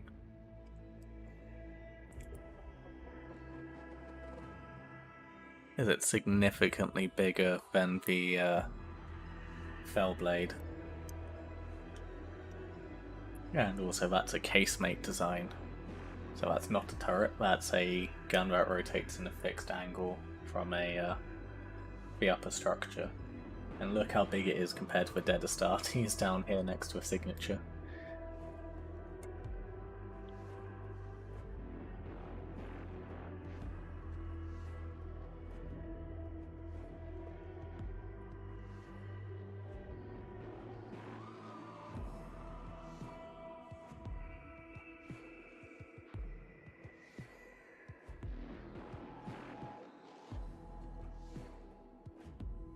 There's liquid, yeah.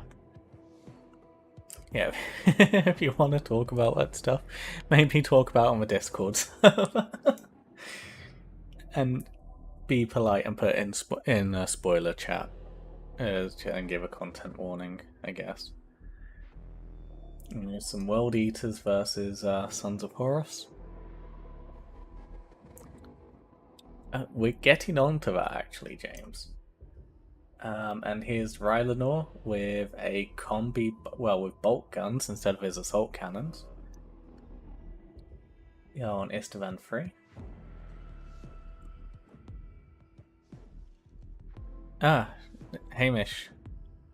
Death Guard Assault Marines.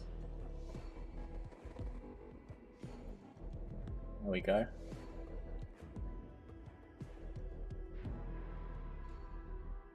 I love how ridiculously bloated the singular turbine on the back of these is.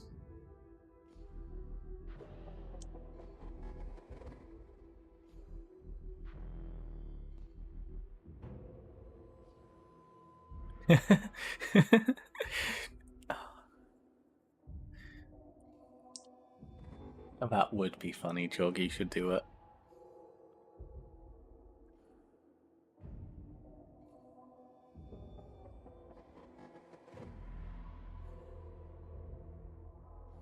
Yeah, my to-do list of small detachments and heresy forces includes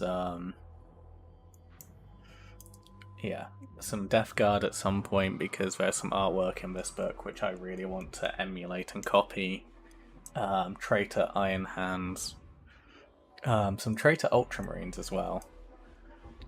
We'll get more onto that once we have some Ultramarine artwork to look at. Assuming the Chapter Master doesn't start streaming at some point.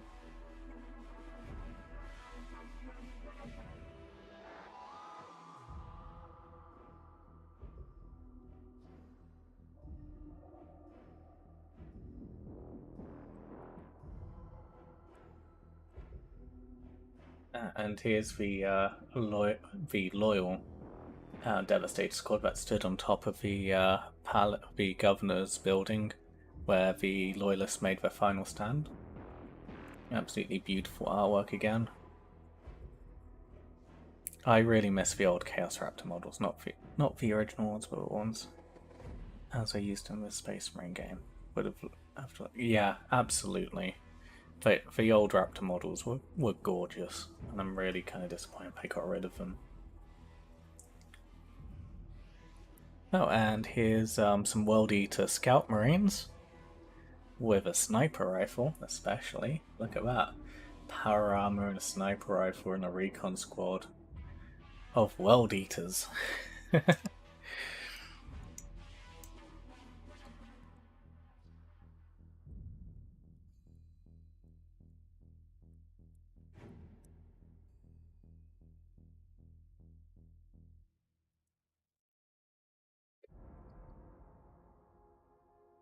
Oh, and I love this model.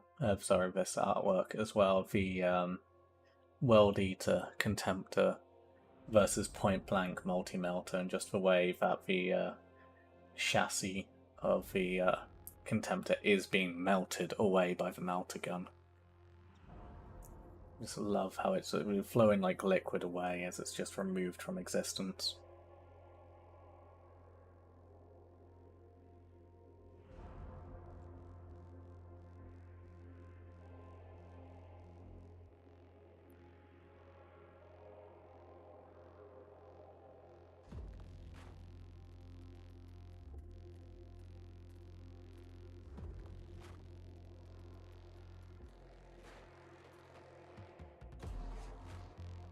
Hey Tuppy, how many models in a 4-man space marine squad do I need? What?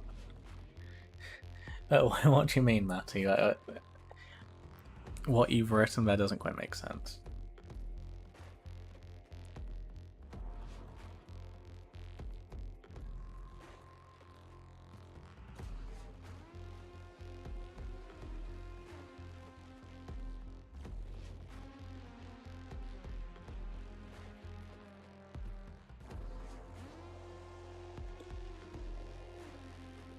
Got Dash, got D&D in a bit. Have a great stream, Tuppy. Yeah, have a fun session. I hope it all goes well. And that you, I think it was you and your DM that having some issues about the character, wasn't it? Hope that gets resolved and you can have fun. Catch you around.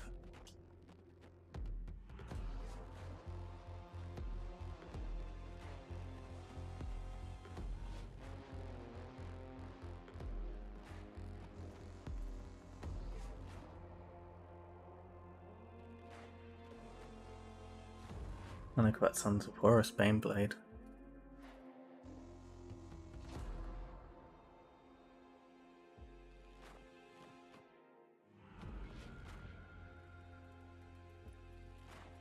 Although it does look like there's a regular person standing on the top of it.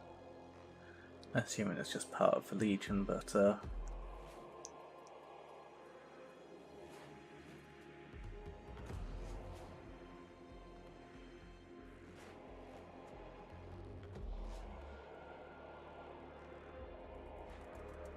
got Primaris and Test Form and Squad on the army list. What? Can you even take intercessors in a 4-man squad? I don't know enough about 9th edition to be able to answer that question. If that is a question, I'm very confused by it.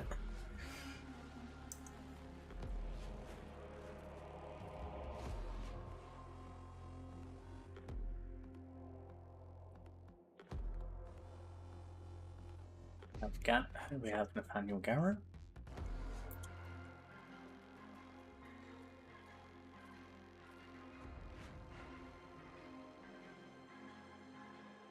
We have some Death Guard and Imperial Fist from Flight of the Eisenstein book.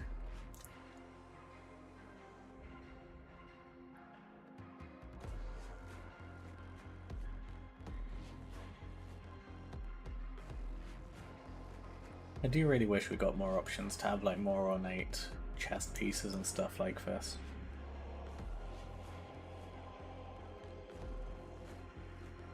Also look, this guy's wearing Mark 7 power armor. And so is this guy.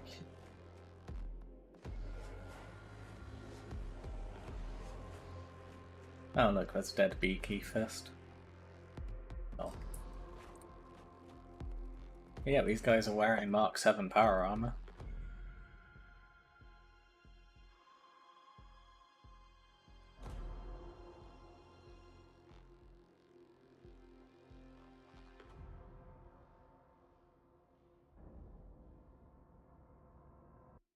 Now for some very old artwork of the Emperor's Children. Oh wow, look how thin those chainswords are. It almost looks like it's been photoshopped to be pink. God, this is awful artwork.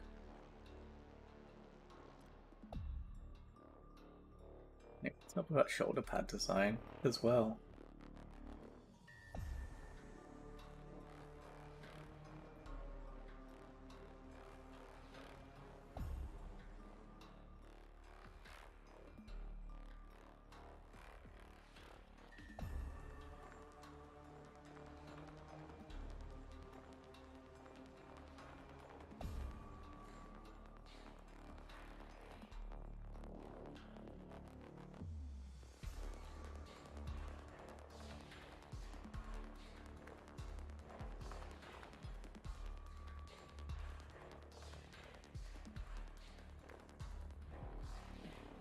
Oh, and it looks like Varak's streaming. Do you guys want me to carry on, or shall we all head over there?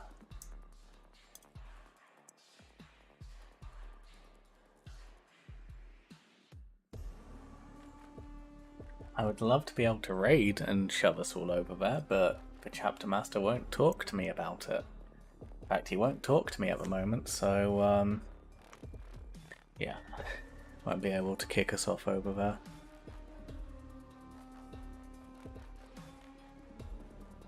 Does look like it probably was a really poorly colorized black and white image.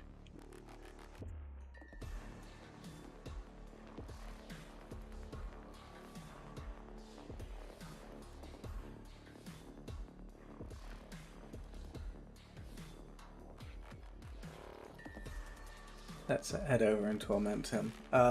Yeah. To be honest, I should probably That's burn me up a hive down. Yeah, to be honest, I will use this as an opportunity to have a break and get some food sorted because I've been streaming for 4 hours now.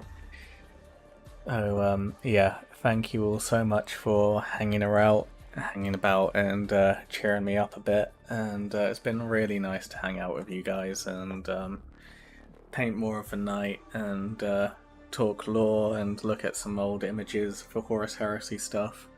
I really enjoy doing this with you guys. It's really nice and relaxing, and yeah, you guys are just incredibly supportive and generous, and I'm amazed we reached the donation goal. it's yeah, I didn't think it would happen, even if it did come through volunteering to paint a night pink, but yeah. As always, if you want to come over and hang around in Discord, put !Discord in the chat. I'm always going to be active and around and always up for conversations. If you want to support me and help fund more shiny stuff for the channel, then ! Ko-fi and ! Patreon. Patreon gives you access to extra channels on the Discord server and STL files for stuff which I have made or got commissioned to help spice up your Marines. Yeah, and thanks for watching, guys. I love you all so much.